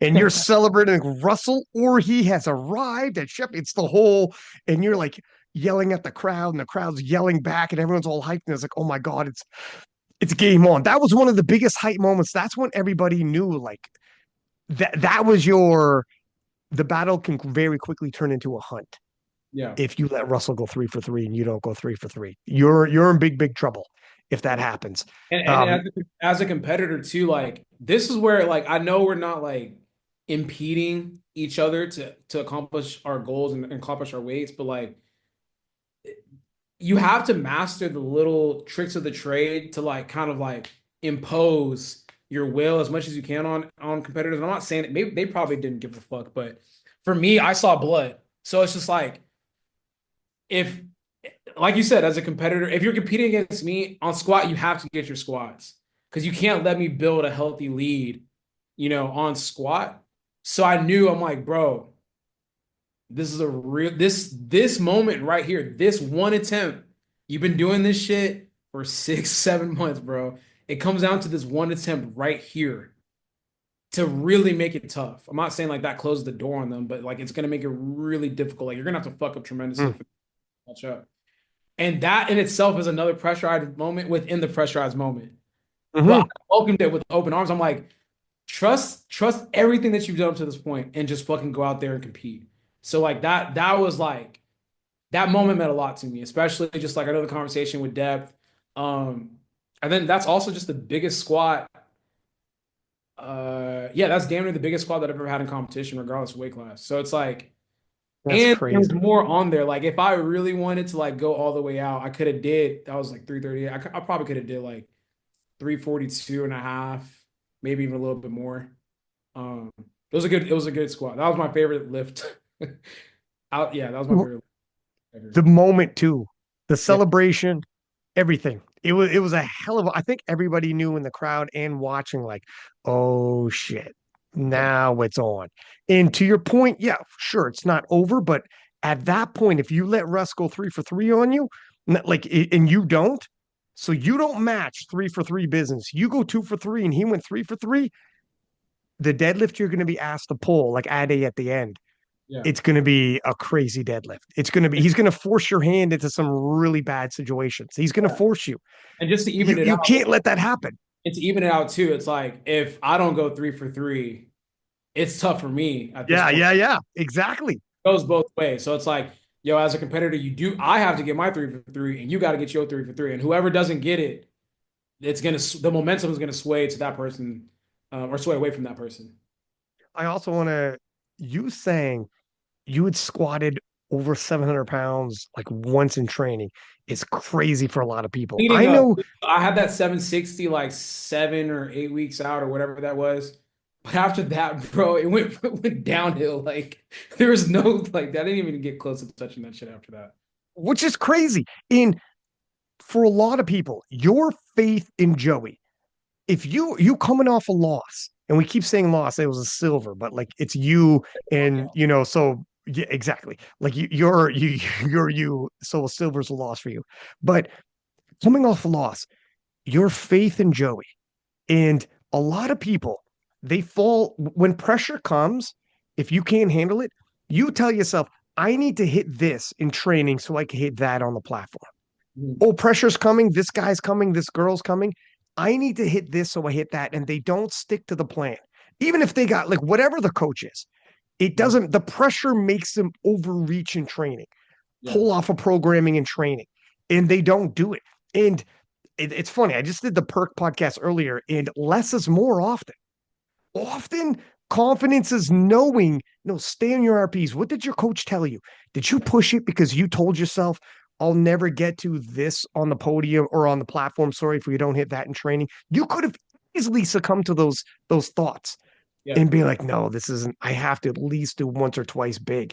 And And, instead it's like, no, I'm just gonna, I will live and die on this by this yeah. programming. And let me speak to the young lifters or the lifters that question their coach. If you question your coach, you don't got the right coach. Mm, Um, I've been with Joey since 2017. Joey helped me get my first nationals win. He helped me get my first world title win. He's done that for a lot of different lifters. Who am I to question the greatest coach of all time? Who am I to disrespect a man that he does like I've seen the way he lives his life. This means everything to him. This is his life. mm, He allows me to operate at full capacity as an athlete. I don't think about training. I don't worry about training. I look at the game plan and I literally say, the greatest coach of all time gave me this block. He knows what he's doing. So I never questioned what he gave me. I was just like, I could go through the message right now. I said, hey man, whatever you say, literally whatever you say this is the best route to go. I trust you. And I told him we had this conversation at dinner or lunch, the morning after the loss, and he sat me down and he was like, he was hurt. And he's like, Hmm. is there anything that you feel like I could have done better? Um, like I just feel like because I think people were I don't know if people were questioning him or what because like with the last dead they're like oh he had more or whatever. He's like, is there anything you want to say to me? Like I just feel like you know if you want to say something, let me know. Like if you think I failed you or there's something I could have done better. And I stopped him. I was like, stop. I was like, when I fail, the first thing I think about is what could I have done better because my coach did everything he could, and it's on me. So it's like, as an athlete, you have to trust your coach to that capacity. I didn't look at him and say, what did you do? You fucked up. I looked at myself as, why didn't I put myself in position to give you a better, like, not that he called the wrong number because he was securing second, but like, why were we pulling for fucking second? Like, why didn't we pull for first? Like, what did I do as an athlete that fucked that up? So it's like you have to if you're questioning your coach, bro, get a new coach. Your coach isn't qualified then for you, or you need to understand like your coach is there to do a job, and you have to let them do that job, and you have to really see are you getting your money's worth by listening to them. So like if you're constantly fighting what your coach is saying, you might as well just fucking coach yourself, bro. Just coach yourself because you're not even letting your coach do what they do to the full capacity of what they do at which they do it. So like I would never look at Joey and be like, this fucked me up, unless it actually fucked me up, you know? Um, and even so, I'd look at myself and be like, what did you do wrong? But yeah, man, it is having the ultimate faith in him and understanding that he's doing these things or he has his reasonings and like he knows what he's doing. He knows what he's doing. And I had to trust that. And I did too. And I was like, hey, bro, if you say so. I'm like, I'm literally doing everything that you want me to do to a T. And if it doesn't show up, all right, now this one's on you. But all right, this one's on you now. But I was like, nah, like he's Joey's him. He has the greatest male performance in powerlifting with Jesus. He has the strongest fucking woman with Sonita. He has Keiko, who's a two-time world champion. He made Delaney into a two-time world champion. He made like he has Amanda. He has like building up Alba, like Cran. Like there's all these different lifters. Who am I to question what he gives out to me? He knows what he's doing. Yeah. I think some people would be surprised. Like the way people might take your online persona of how confident you are, your swagger, the whole nine, to know that you're that pliable as an athlete. The thing is, because you are an athlete, though, I'm everything like, you're saying is yeah, there's supposed to be a hierarchy. There's supposed to be a coach that is supposed. right. Okay, let me tell people some BTS. Joey holds me accountable. Joey is not easily impressed. Joey doesn't give out compliments to give out compliments. This man has seen the strongest. He works with the strongest. It doesn't matter. I just have a platform. That's it. I'm no different than his athletes, the other athletes that he has. Yeah, I'm a good 83 kg lifter, but he also has Jesus. That's a fucking that's a god. He has Sonita. That's a god. He has Keiko. That's a god. Like, he has great lifters. Mm. That's not like a crazy thing. When I send in like damn near PRs, he's like, need to hold that a little longer. There's never like a wow, holy shit, man, you're fucking amazing. It's Mm. like, no, man, like, and I remember if I go back to my sign up sheet probably back in 2017, it's like, I need you to coach me hard. Like, I need you to hold me accountable. Like, I don't work well with people that only sing my praises, that like gas me up and all that type of shit. It's like, no, you're my coach. You're here to look at what I do with a realistic lens, and you're here to hold me accountable. Plain and simple. Like, fuck all the social media shit, fuck all the business stuff. Like, am I doing what I need to do as an athlete? And that comes first. And that's what he does all the time, bro. Like, he doesn't he doesn't really gas me up like that until like we finish a meet, until we do something, and it's like, all right, now I can see your praises. He sings praise Mm. when praise is due, but at the same time, like, nah, man, our relationship is not how like we're really close. We talk about everything, not just powerlifting. We talk about life. And when it comes to training, he is very cut and dry with it. It's like a little high. Need to squat deeper. Next training session, make sure it's deeper. Or do this, do that. Like, are you how's body weight? Where you at? Okay, good. All right. And that's it. That's how he coaches me. So it's Some not, people yeah. can't take that though. Some people, I legit, even upper end powerlifters. it's surprising how if you do an analysis, a Mhm. sports analysis, like as a podcaster, I would do, or I have people do, they'll not even realize this is sports analysis and you're crunching numbers and looking at performances, and they'll actually be like, they're talking shit, like they're shitting on me. It's like, no, no, no. It's a sport and they're literally doing sports analysis, but it's not like, but they can't. So I can only imagine if they're with a coach sometimes, if the coach actually was like, you have grip issues, your deadlift's not locked out, or your depth is a little high. There are some people who aren't from previous sports or they're just whatever. And I can only imagine if you're a coach dealing with some people who just can't take Bro, critique. we were talking about this, and because this pissed me off. But there was we were talking about how like some lifters were questioning like getting eights, like sets of eight or whatever. And I was like, damn, who's questioning, like, first of all, who's questioning you and your programming? And number two, who's questioning eights? And it was like juniors. And I said, man, y'all are better than me because I would have fucking dropped them. How dare you? Think about in like basketball or football, and you have maybe like a Bill Belichick or a Phil Jackson, and you have a rookie, hasn't won shit, hasn't done shit. All right, hey, team, we're gonna run eights. We're gonna do eights.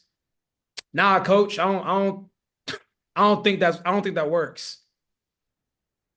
The whole squad is gonna turn and look. It's like, what the fuck? Like, who's this? Like, who just said that? You're a dead man. Was that the Rook? Was that the Rook? I honestly, I felt compelled to reach out to whoever did that and be like, hey, bro, we don't do that on this team. Like, you don't. But that's me coming from a sports background. Like, we back in football, like we have motherfuckers question the coach. It's like the team is supposed to say, like the team, yo, man, you don't do that, bro. Like, that's not. First of all, once the coach is done with you, then the Yeah. teammates come in. It's like, yo, man, like, yo, if coach says do this, we do this. Because if you fight it, now we're gonna have to do extra, bro. So shut up when Mm, coach says that, dog. Like, just let it be. If you do it the way he says to do it, he's gonna make it easier for us. But when you question and you do X, Y, he's gonna make it tougher. So shut the fuck up. Like, you costing mm. the team to do that. But like, yeah, I just come from a background. It's like, bro, if I'm hiring you to do the job, I'm gonna listen to you. Like, that's the purpose. Like, there's a hierarchy. There's the athlete and there's the coach. Like, that's how it's supposed to be. Some people actually do. We're gonna get back into your Sheffield bench, Yeah, which was sorry. Yeah, we keep. crazy. But Yeah. but some people actually want to do collaboration with their coach and be like, I get a coach, but I write the program. You add your thoughts on my program I wrote. We collab on it. Or you write it, but I edit it myself after you give it to me. Like that's what some people do. And I Okay. don't know. I don't know if I'll I try to keep trust. it. I'll try to keep it short. Maybe some people are different in regards to that. For me, the easier it is for me to turn off my brain and reach a flow state in training, the better I'm gonna be, or the better off I'm gonna be. So if I'm forfeiting forfeiting thinking about what I'm actually doing inside the gym when it comes to like, okay, next week, make sure you program this or whatever, that frees me up. Now, the second that I walk into the gym, I'm already in a flow state. Like and I'll probably talk about this later, but like literally like every single training session, I'm in a flow state because I wholeheartedly trust what Joey's giving me. And my body just reacts, just does Mm, whatever he's asking me, and then we go from there. But if you're constantly thinking about what you have to do and how you're gonna do it and like writing it, like collaborating with your coach and all that type of shit, I just don't think that you're gonna be able to reach a flow state naturally. And it's gonna be impossible because you're always second guessing, like, okay, maybe I should have done like a double today. No, I should. It's like, no, like I don't think about those things. So mm. yeah. So let's get into bench because bench, okay, if squats you were confident, bench the fact that you opened higher than you finished at Worlds is a whole nother level of risky. And watching it live, it's like, oh my God, he better not be overshooting here because that's crazy. That is crazy. Obviously, we know, I mean, your bench was on fire that day, but what the heck happened, man? You were saying briefly on the other podcast that yeah, your expectations was due higher, but that's a crazy improvement on bench. Yeah, no. So this is where losing helps, man. Because after I lost, I think one of the more embarrassing things for me was like where my bench was at. Like it was like I benched 4 fucking 13 at Worlds, and I'm like, this is embarrassing, bro. Like if you look at my upper body, I'm like, there's nothing that says I'm a 413 bencher. Like there's way too much muscle for me to do to be doing some shit like that. So I was like, well, I have nothing to lose, like literally nothing to lose. So I'm just throwing shit against the wall. And like, this is the only type of collaborative effort that I'll give with Joey or that I give for Joey. It's just like, we got to change something with bench, man. Like, this just isn't, like, I'm doing something wrong here. Like, something has to be changed. And I think one day I just went in and just started like sinking.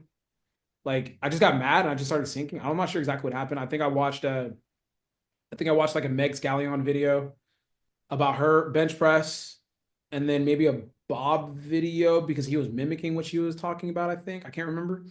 And then I was like, I mean, fuck it. Let's try it out. And I tried it and then Joey refined everything about it after that. He's like, okay, this looks viable, looks good. Let's clean it up and let's continue to work on it. And like literally from that day that I did that, my bench progression did not stop. Like it was like the craziest shit that like I've ever experienced in my career. Like it just every day was like, bro, I could bench more.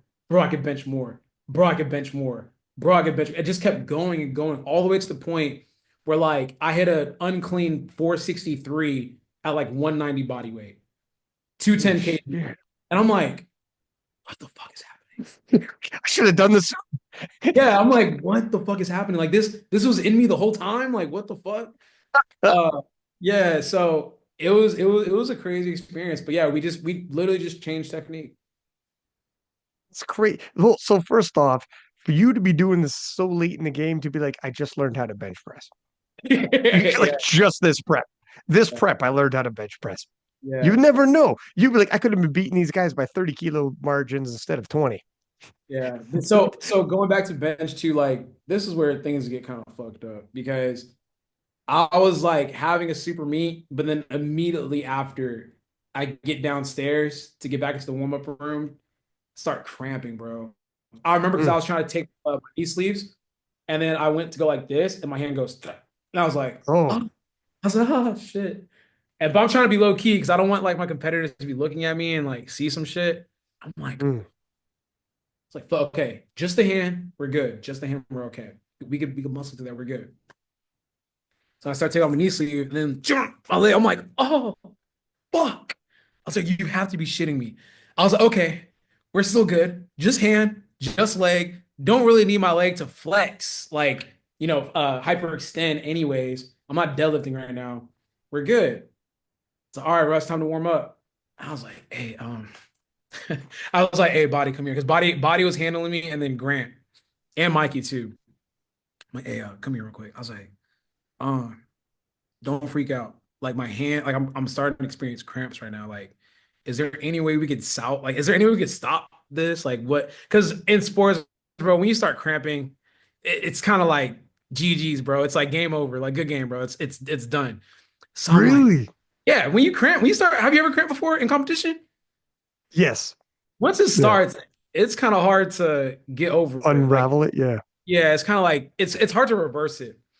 So I'm like, oh my gosh, man. Okay, at least it's not my back. We're good. Because I need to crank. Because like part of me benching different, like getting a nice good crank in the back and get a nice good arch, and then like high pointing the bar or kind of low pointing the bar, getting a nice good sink, and then pressing. So having an arch on my back is really important. Man, I started warming up. Chest started cramping, lower back started Oh seizing. shit. I said, fuck, man. God damn. I was like, are you serious right now? And I was like, all right. And this is where being an athlete is good. And when I say being an athlete, it's like having muscle mass and being able to adjust on the fly. Because yes, my new bench press is very position determined or determined by positioning. But at the same time, too, I am an athlete, so I could like kind of freak some stuff. And it's funny because me and Joey talked about this too. He's like, even if something we're talking about this pre-meet, he's like, if something goes wrong, you could always adjust physically because you have a lot of muscle mass. You're not so beholden to a position. And he was just talking about my different supportive muscle groups and all that kind of stuff. So warming up, started cramping. I was like, oh fuck. Okay, let me try just like not like arching and applying so much pressure. And like, let me just do like upper body. I can handle the chest cramp because I could just push through that. That's not a problem. But the lower back one, it happens so aggressively and so quick, it fucks everything up and like makes me want to drop the bar. So yeah, I went through that whole bench press. Like literally everything was upper body.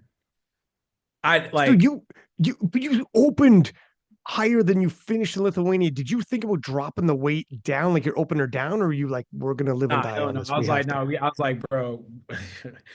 So physically, like strength wise, I have never in my life felt this good. And I was Mm. like, you have to fucking tough. Like, who gives a fuck if you cramp, bro? Like, just be an athlete. Like, just be an athlete. Like, how many times are we watching athletes like fucking blood coming out of their eye? Do they stop? Like, no. So it's like, hey, man, we're cramping. Try to get through it as much as you can, but like, we cannot take our foot off the gas right now. They're like, we literally cannot do that right now. So let's try, like, just try your best to get through it and work through it. So like when I'm warming up, things are still moving fine. And I'm like, damn, like I'm pretty damn. This is how I know I'm so strong because like I can't use my legs and I can't use my back, and I'm still moving this weight. Like that is that was epic for me. That this whole meet was epic, but that was epic for me because I'm like, yo, we're working through some bullshit and we're still like moving weight. Did you end up on bench? Were in prep you wanted to end up on bench? Yeah, way past it. I mean, I wasn't, I wasn't, I Like wasn't. this? So, oh wait, are you talking about like, did I bench when I thought I was gonna bench? That's right. Yeah. That's right. Or did you have Yeah. to adjust due to that, due to the cramps? No, no. Everyone was like, oh, like 210 in the meet. I was like, I don't know what y'all. I appreciate it, but hell no, like not 210 in the meet. Like, Appreciate that. yeah, I appreciate it. I was like, hell no. Some people were like 215, 250. I was like, get the fuck out of here. I'm realistic. So when I hit the 210, I was like, strength is great, but I'd say 202 and a half to 205 would be amazing in a meet. I'd take that any fucking day. I mean, shit, I would take 200 to be honest with you. Right. Um, but on the day, I was like, bro, 210 is there. Like it is there. Which Like, yeah, it is there. It's just I couldn't fucking I'd let's just say 207 and a half. It's there. It's just I couldn't fully like execute. I just had to make do with what I had. But strength wise, like when I look back on the 2SU, I literally was just like just fucking upper body it. And I just upper body it. That was all upper body. It wasn't really like a crazy arch or anything like that. do you attribute the cramping possibly to like a water cut or something?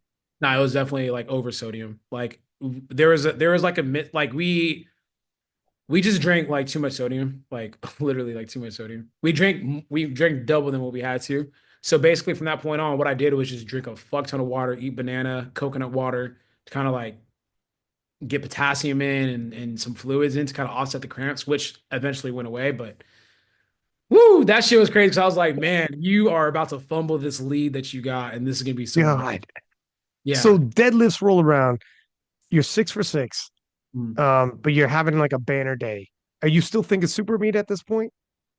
When I got through bench, I was like, okay, we're still I feel strong, but like the super meat stuff was going away because like just the cramps and shit, the rehydration. That's why like everything has to go right with the super meat. Physically, strength wise, super meat was there. It's just execution wise, with the recomp, there's like some things that could have been done better to help fully realize that super meat. But with deadlifts, the problem was again like I started losing my eyesight. I couldn't like see. Um, I'm not sure what that's called. I just Like full like on? yeah. Like you were temporarily blind. You were Stevie Yeah, Wonder up there. I'm legally blind. POP, hold it down.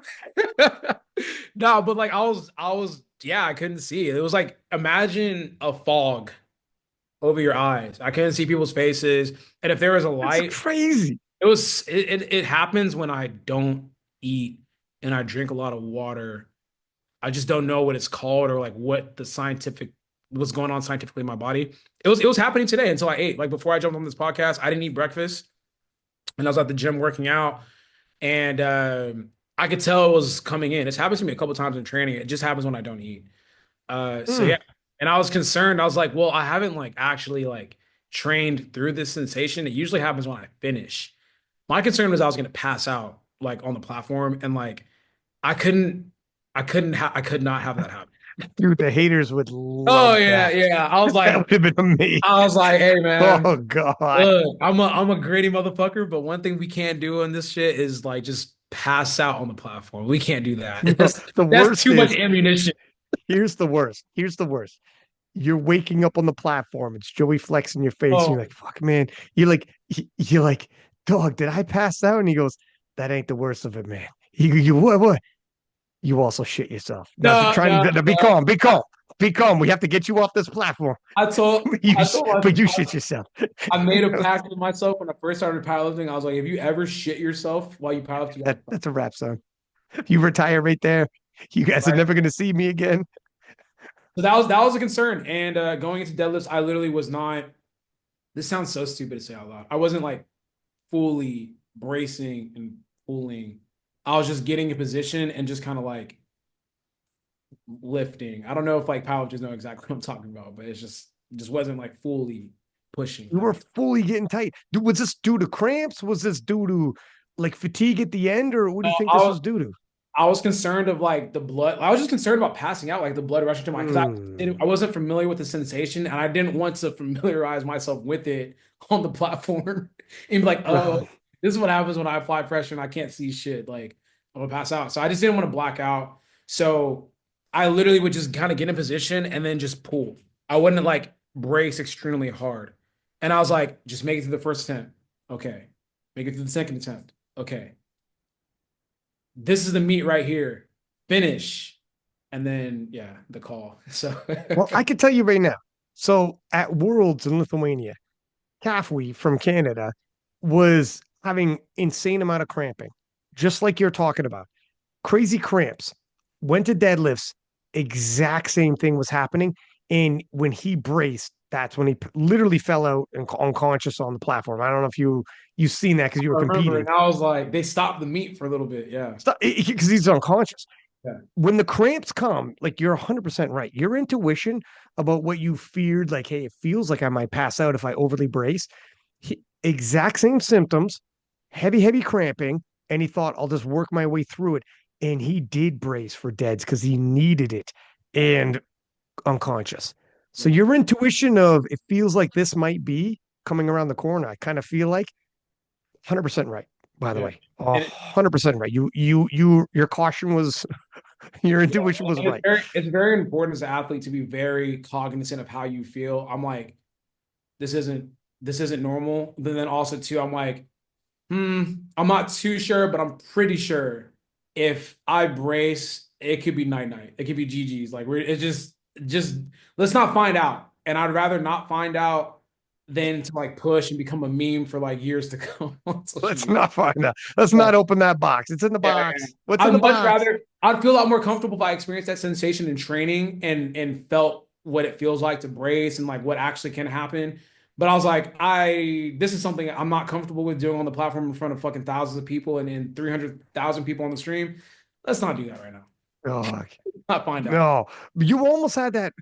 So, by the way, you almost had that. Like that last deadlift was so flipping close to be in the 880s as an 83. So, you're the first one to officially take us into the 860s, 870s, and damn near the 880s. It is what it is. And that was super duper close. Meets wrapped up. You win the battle of the 83s. You came within you ever so close to hitting the podium on Sheffield. You came number two on good lift points, which would be, I mean, that's how they judge best lifter at Worlds, and of course, World Games is going to be judged on good lift points. What? How do you feel afterwards? You go to the meet and greet. You got a lineup of people. You did it. How were you feeling? Man,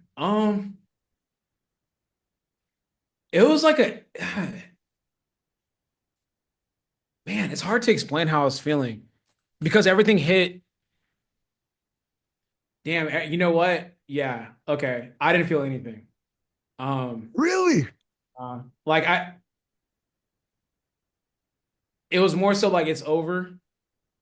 And yeah, it was like it was over. Like it was like, okay, we're done. The meet's done. I answered the questions, and I got like I have to get drug tested. I have to go downstairs and do a meet and greet. I want to eat food. Uh, that was about it. I'm not gonna lie to you. Were you relieved to have won the battle of the 83s?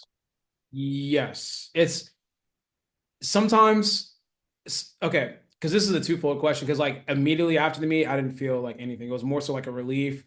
It was more so of like, fuck, like it's over. It's almost like a okay, like Yeah. I'm thankful that went my way this time. Um,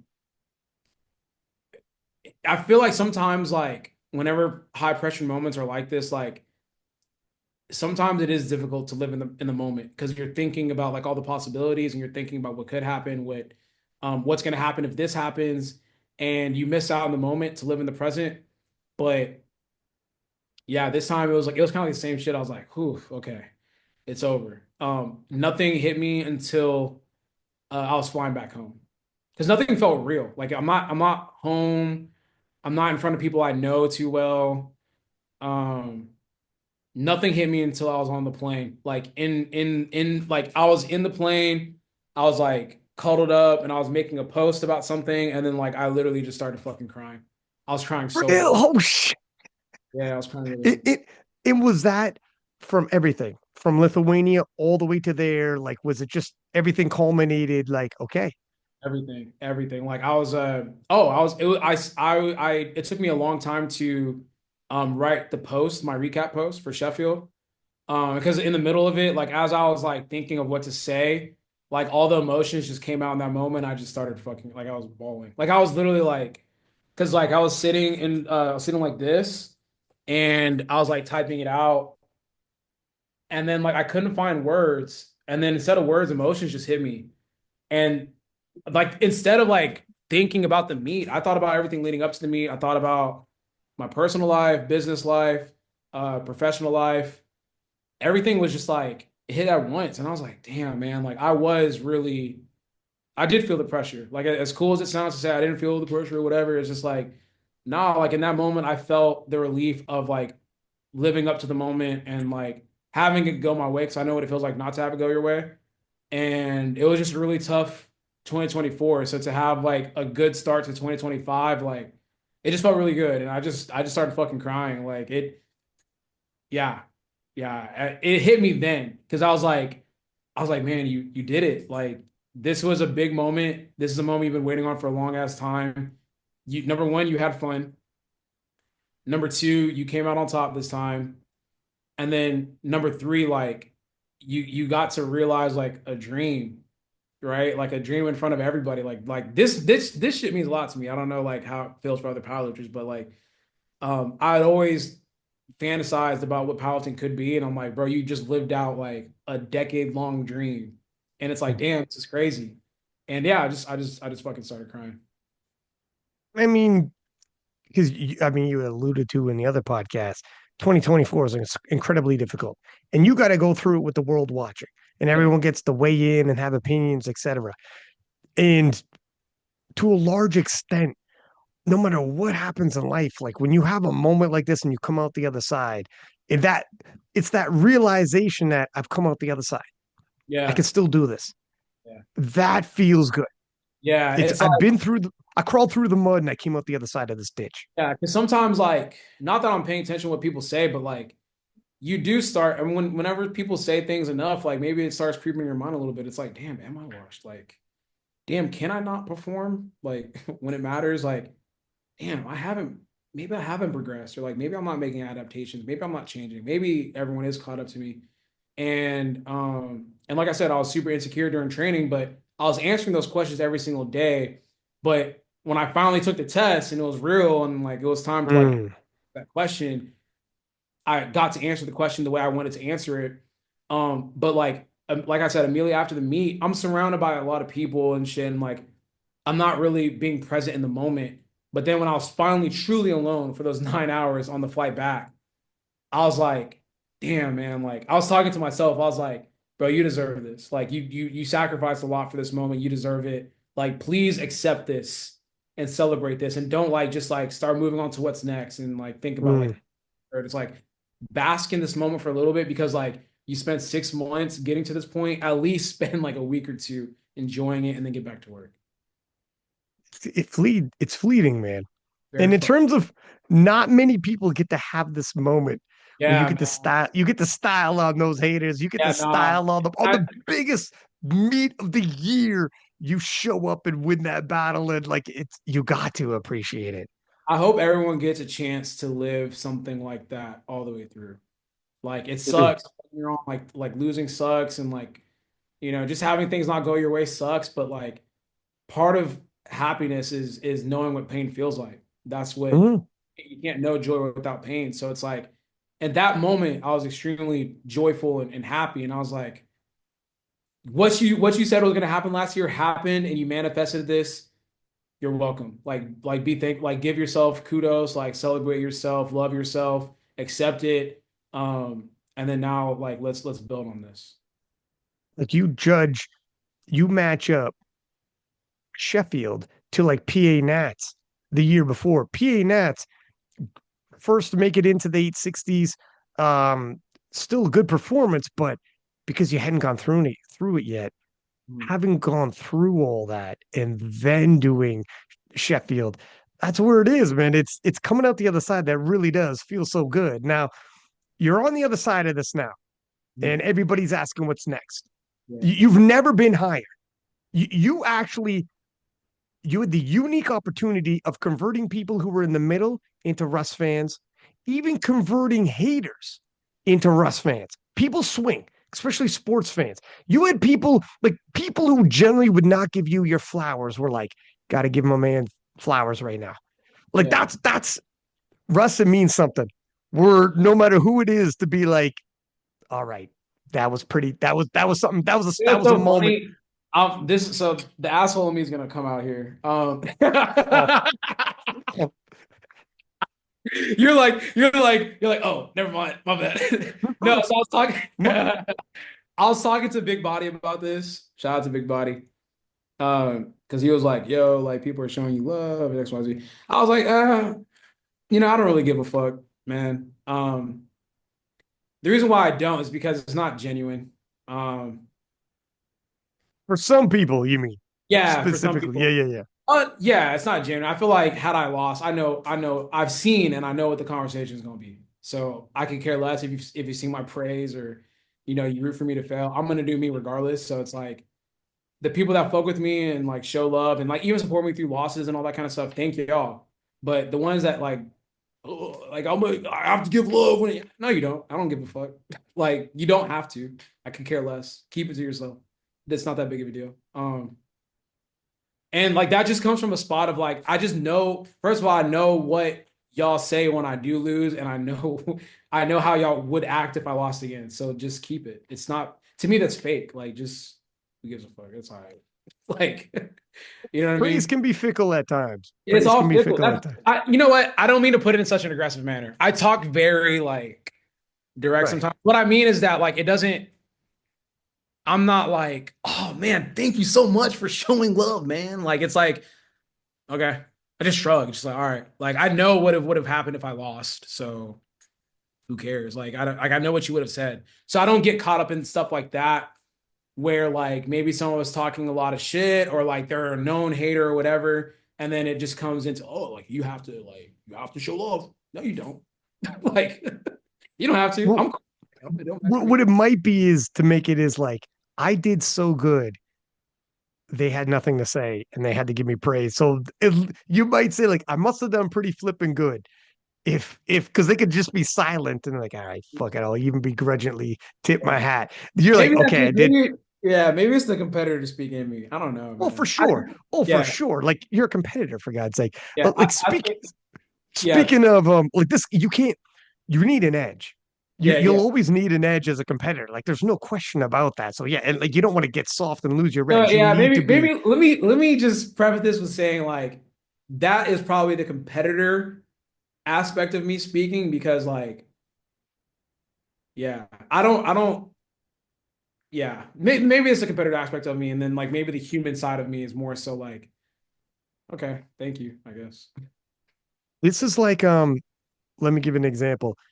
I think it was I might have some facts of this story wrong, but you'll get the gist of it. There's a player that said to Michael Jordan, they were in one of the series, and after the game, he's trying to be nice. He's trying to be nice, and they're Okay. all shaking hands, and he said something along the lines of like good game, whatever. And he said it to Mike, and they lost, and the other team won. So Michael Jordan's like fucking, excuse me. Like you fucking condescendingly say good game when you know I lost and I didn't have a good game. And he Yeah, took it like Michael Jordan's like, funny. You being funny right now? You think that's funny? Wait, I'll see you next game. And then next game comes and Michael Jordan styles on them. And particularly into that one individual, I forget his name, but styles on them badly. yeah, And then afterwards, they asked him, they were like, you actually meant like good game afterwards and you're actually trying to be nice, right? Like it wasn't actually condescending or nothing. And the guy actually goes, not only that, you want to hear something even crazier? I never even fucking said good game to him. He yeah, made that up in his head. He even yeah, made that part yeah, up in his head. So, yeah, so that's what Jordan needed, though. yeah. So this is what I say when I talk about competitors. I don't like hold anything to competitors because I know like you need an edge. Kind of sick. They Yeah, need edges. it's kind of They sick. look for edges. So it When is you what it is. when You when know? you broke it down, I was like, yeah, maybe like I'm just it's just like the because I remember me and Body got it not got into it, but like I was just like, man, fuck those guys. Like, and it yeah, I was just like, not fuck those guys, but I'm like, bro, like, nah, they wasn't with us. Like, no, like, how did we lost? What would they have said? You know, so it's like I don't care for your praise when I know what would have happened if I took an L. It's like I don't want it. But I do think that's like just the edge in me speaking because when I do go train, like thoughts like that do cross my mind. So maybe I'm just thinking of, maybe I'll probably let that go There's no later. question. Look, when you're like 20 years retired, are you going to be no? Like everything's going to be different, right? But when you're in it, you can't lose the edge too much. It is what it is, and I don't even know if athletes should lose the edge or if you need a little bit of that Michael Jordan style. Now Jordan's that was a little crazy, man, to make some shit up that never even the guy's like, dog, I never even seen him after that game. Like, he And made the whole thing up. it's funny the way they put it together, and then Jordan goes, "Oh, I made it up."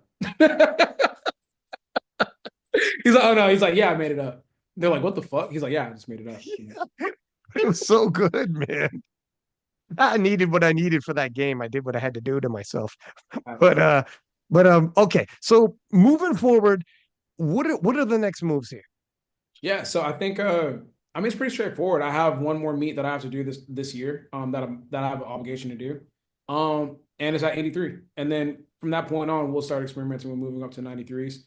Um, this is something that like I've wanted to do for a minute. It's just like when I lost, it kind of took the wind out of that sail. And I'm like, man, I don't think I can move up like now, especially come off a Mm. loss. So I had to rededicate myself to the weight class and build into that. But um, yeah, man, I think after I did that meet in Korea, I think that meet, like I actually ended up being, it was unofficial, but like just knowing that my strength was up there with the best 80, best 93s in the world. And I don't like, I just did one meet. The conversation of moving up happened immediately. And I was a 90. It wasn't even like 90, full 93. And Joey, I know Joey was immediately like, bro, we have to look at this. Like, we can't just ignore the fact that you like out totaled, all the other 93s for the year, and you did this in an international meet, like in Korea. He's like, we can't just ignore that. And I was like, nah, but like, I still want to do some stuff in the 83. So, he deferred to me on that, but I know he's been wanting to go up to 93 ever since that meet. Well, if you look at the numbers you're posting up as an 83 at the time, you were around the 840s, early 840s. And then you did 90 kilo body weight and immediately went into 885. You put on 40 kilos onto your total Yeah. and you weren't even at like up there very long. Yeah. Yeah. You just did a little moonlight as a 90 kilo lifter, 40 kilos off the hop. Right off Yeah. the bat, your body was like, thank you. That's what we've been wanting for all this time was Yeah. to put on some bulk. And So now, Yeah, I'm getting older, so I'm getting older too. So it's like my body want to hold on to this weight, bro. Like it's Hmm. like it gets a little harder to lose weight when you get older. Like so you really have to dedicate yourself. And I'm not like a small, I'm short, but I'm not like a small, frail guy. Like I have very thick joints and I'm like a thick person. Sounds crazy.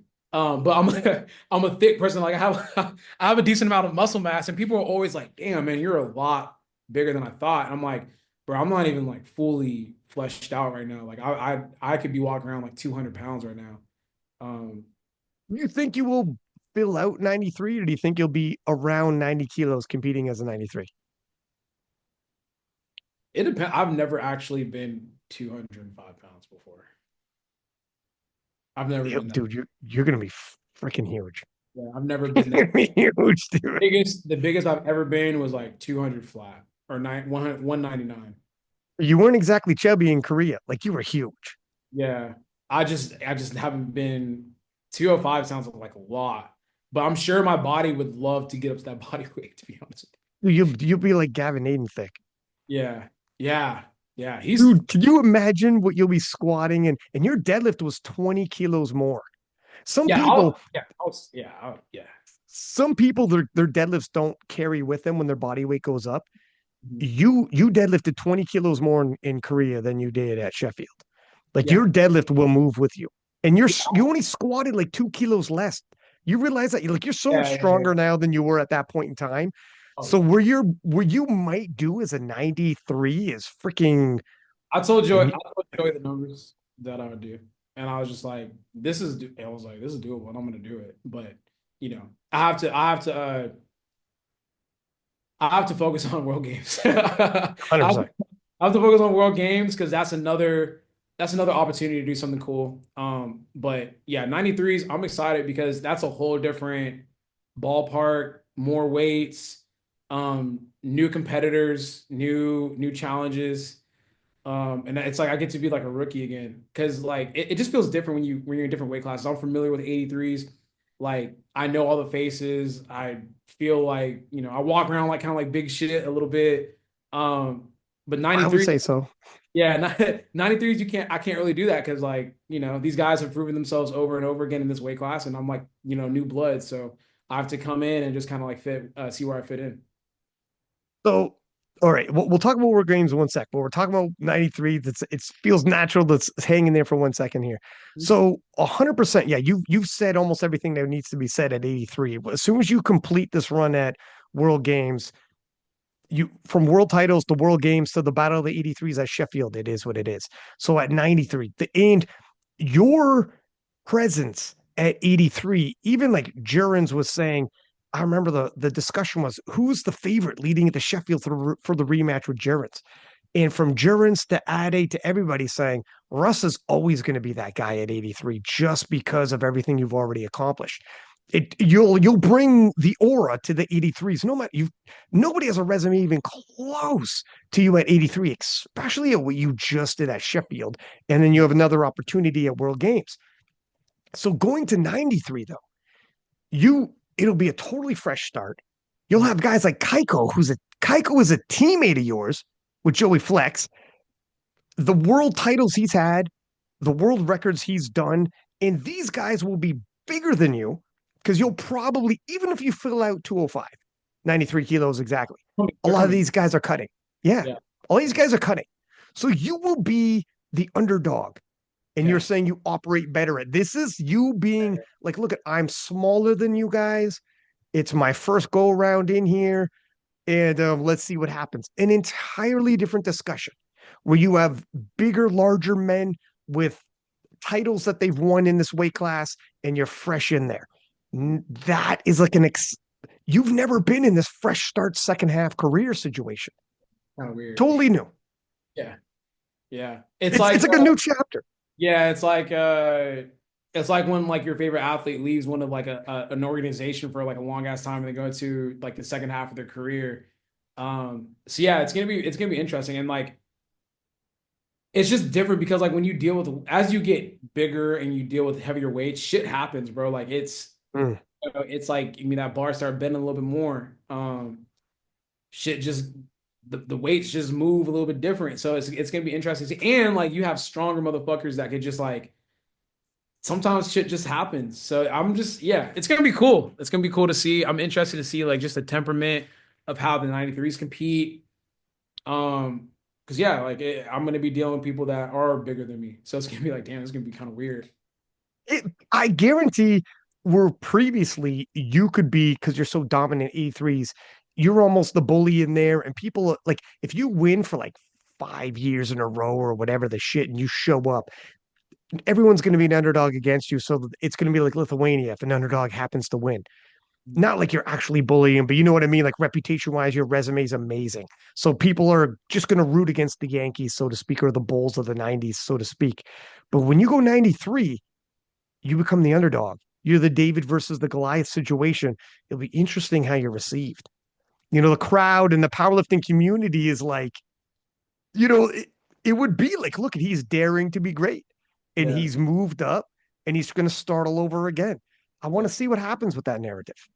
That's gonna be fun, and I can't wait to start, start building towards that. Because honestly, like I don't think people realize, bro, I've been at 83 since like fucking 2015.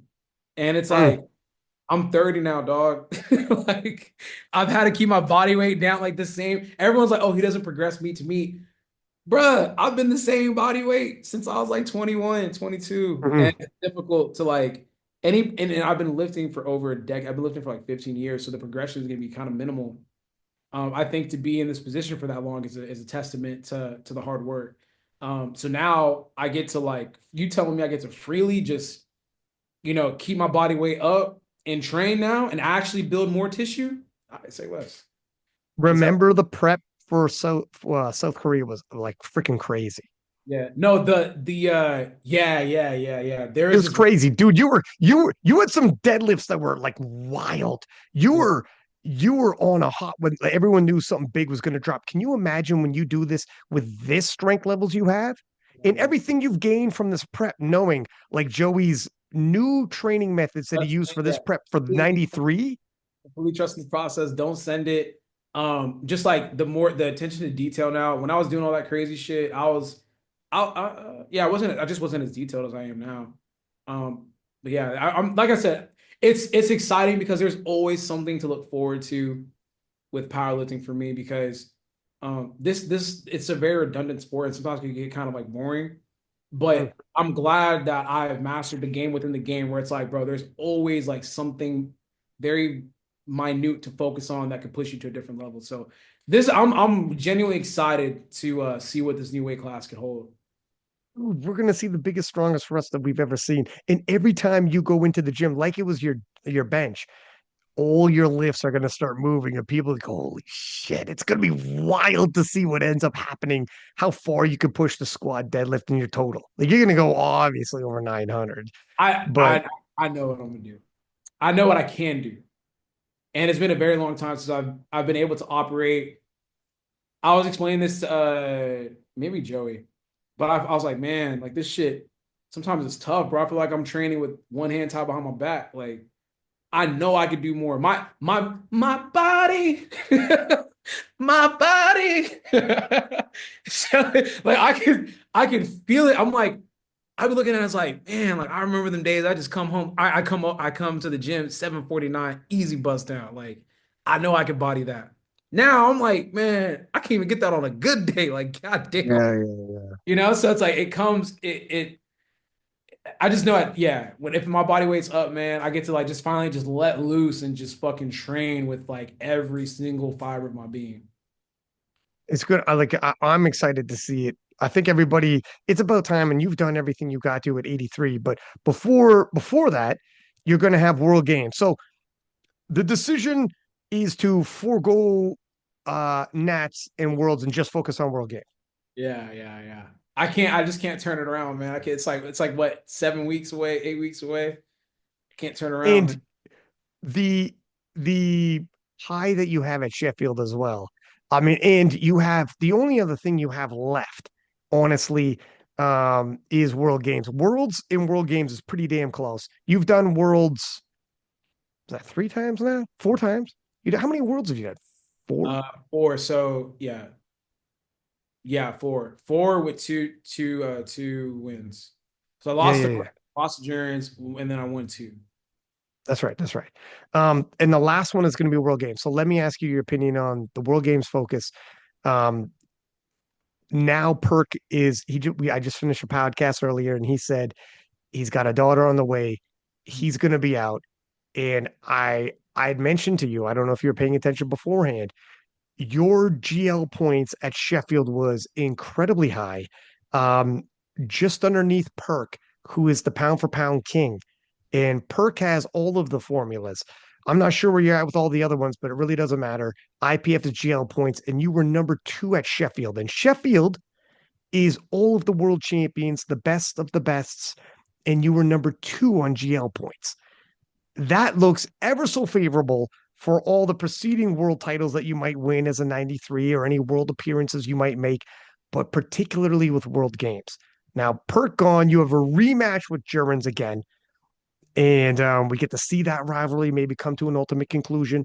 And O'Hara comes back, and then O'Hara's for sure going to throw something crazy on his last deadlift. The guy had 900 pounds off the ground. And but you have an opportunity here. Not only do you have your weight classes, but an opportunity for overall world games win. Mhm. And that in your final 83 kilo performance. It's the last one you got. Mhm. I mean, you got world championships, battle of the 83s at Sheffield, and it's world games left. Mhm. What are your thoughts to this? What are your expectations? Or are you just taking it as it comes? Or are you thinking, holy shit, this is the last big one? Um, I'm I want to challenge myself to see how locked in I could be leading up to that point. I think I'm really proud of how I was locked in after from the point from Lithuania to Sheffield. I'm like, yo, replicate that going into this competition, and let's see what the numbers look like then. So it's just going to be a continuation of what we did at Sheffield, and then I just want to see like, yeah, I want to put a period on this chapter of competing. Like it's like, hey, you've been at 83. This is probably long overdue, but let's end this on a high note, on a good note, and let's put our stamp and then, go up a weight class. So I'm locked the fuck in, man. I think everything shook out the way it needs to shake out because you are right. Like it's a gauntlet this year in terms of competitions, especially like major competitions, because you got Sheffield to close out January, and then like 10 to like 9 weeks after that, you have American PA Nationals, and then after that, it's like 8 weeks leading into it's like short time leading It into might even be quicker. It's really short. Yeah. leading into worlds, and then another short period leading into world games. And it's like, damn, bro, that is difficult. But and I told myself too, whenever like things were shaking out, I'm like, you're gonna have to make a decision. You only get like maybe two because it's just the way the schedule is put together. You got two in you. I was like, I'm definitely not doing nationals. Whatever I do at Sheffield, just be cool with that.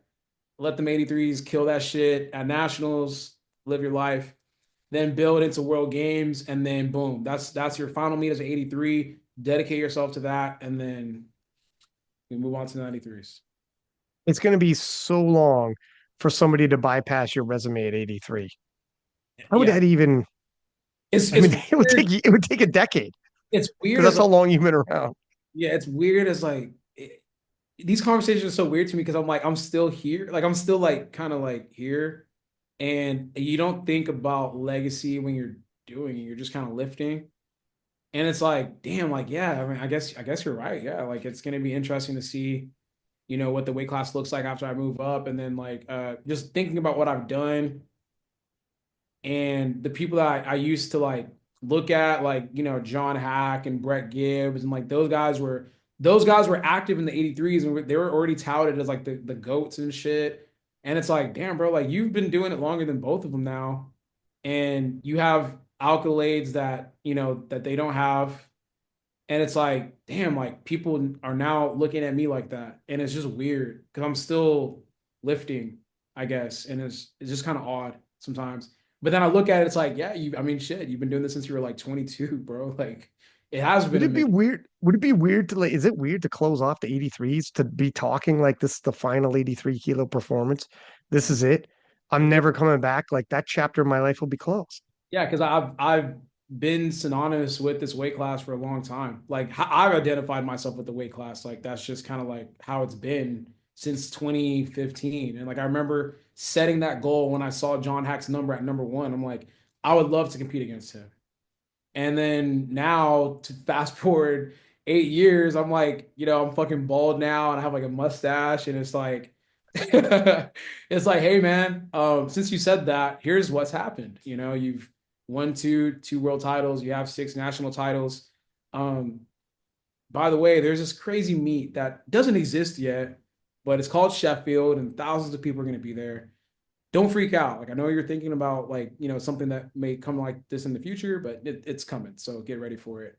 And it's like, hey, like you're gonna lose, but there's gonna be opportunity to get your get back. And it's just a weird thing to think about. And I think that's why I cried on the planks. I'm like, fuck, man, I can't believe like this is my life. Like I'm extremely thankful.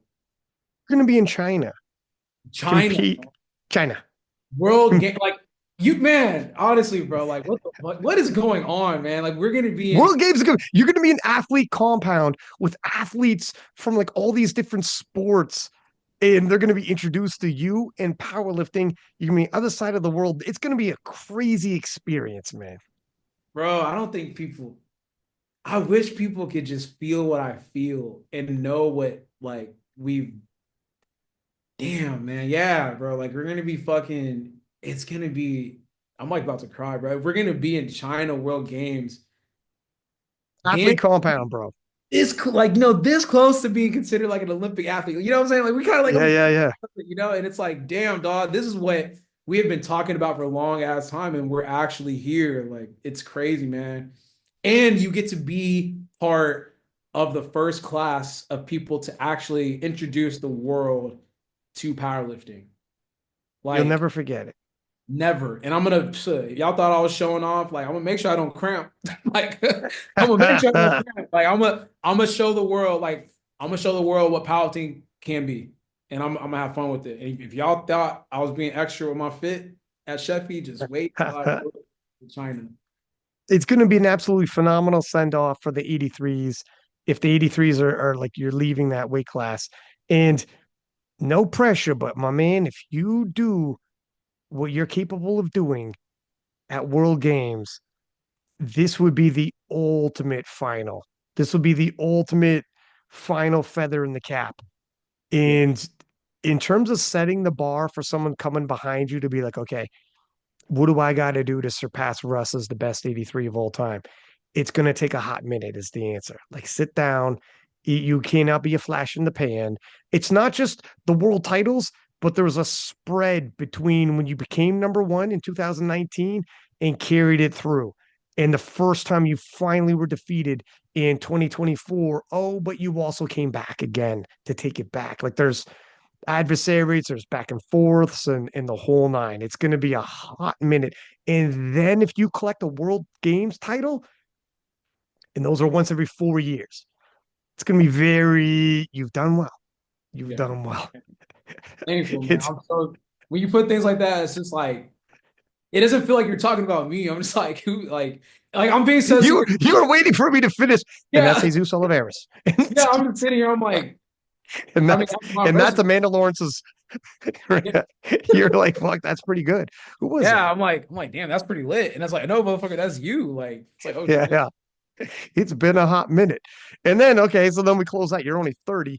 Like Megan Scanlon and Gervins and a whole bunch of people are already proved Yeah. into their mid 30s. So whatever's going to happen at 93, fast forward to when you're 35.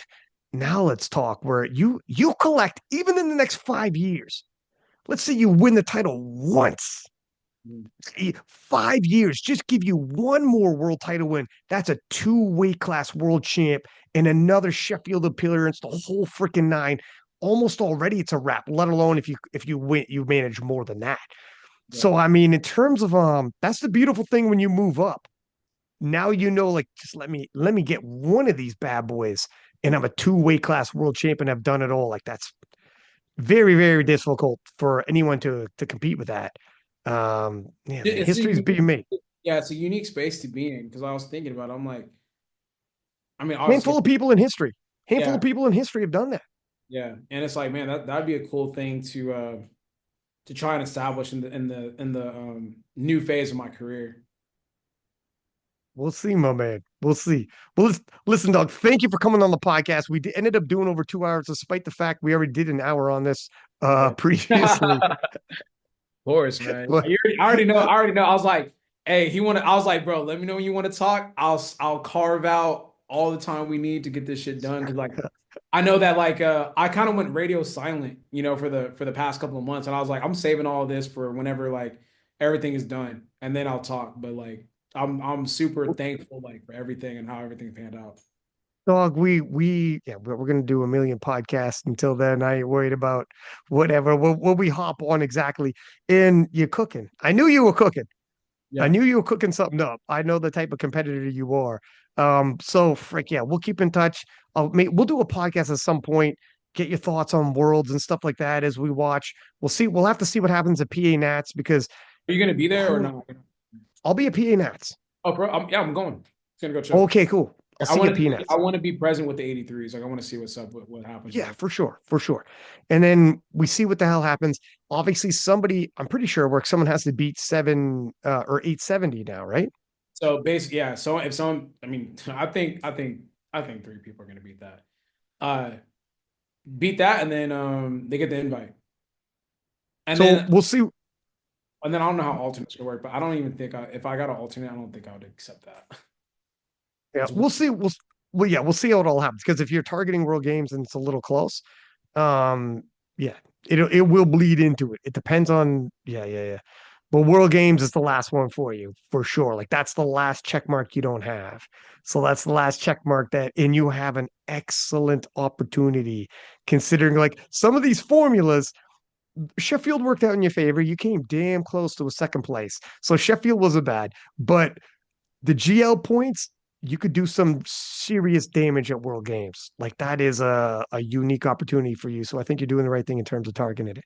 But anyways, my man, we'll keep in touch. We'll talk at PA Nats and we'll do some more podcasts. All Good right, so luck, sir. appreciate you, And for man. everybody listening, please do subscribe, give us high ratings, and until next time, six pack Lapadat, six up, and we are out.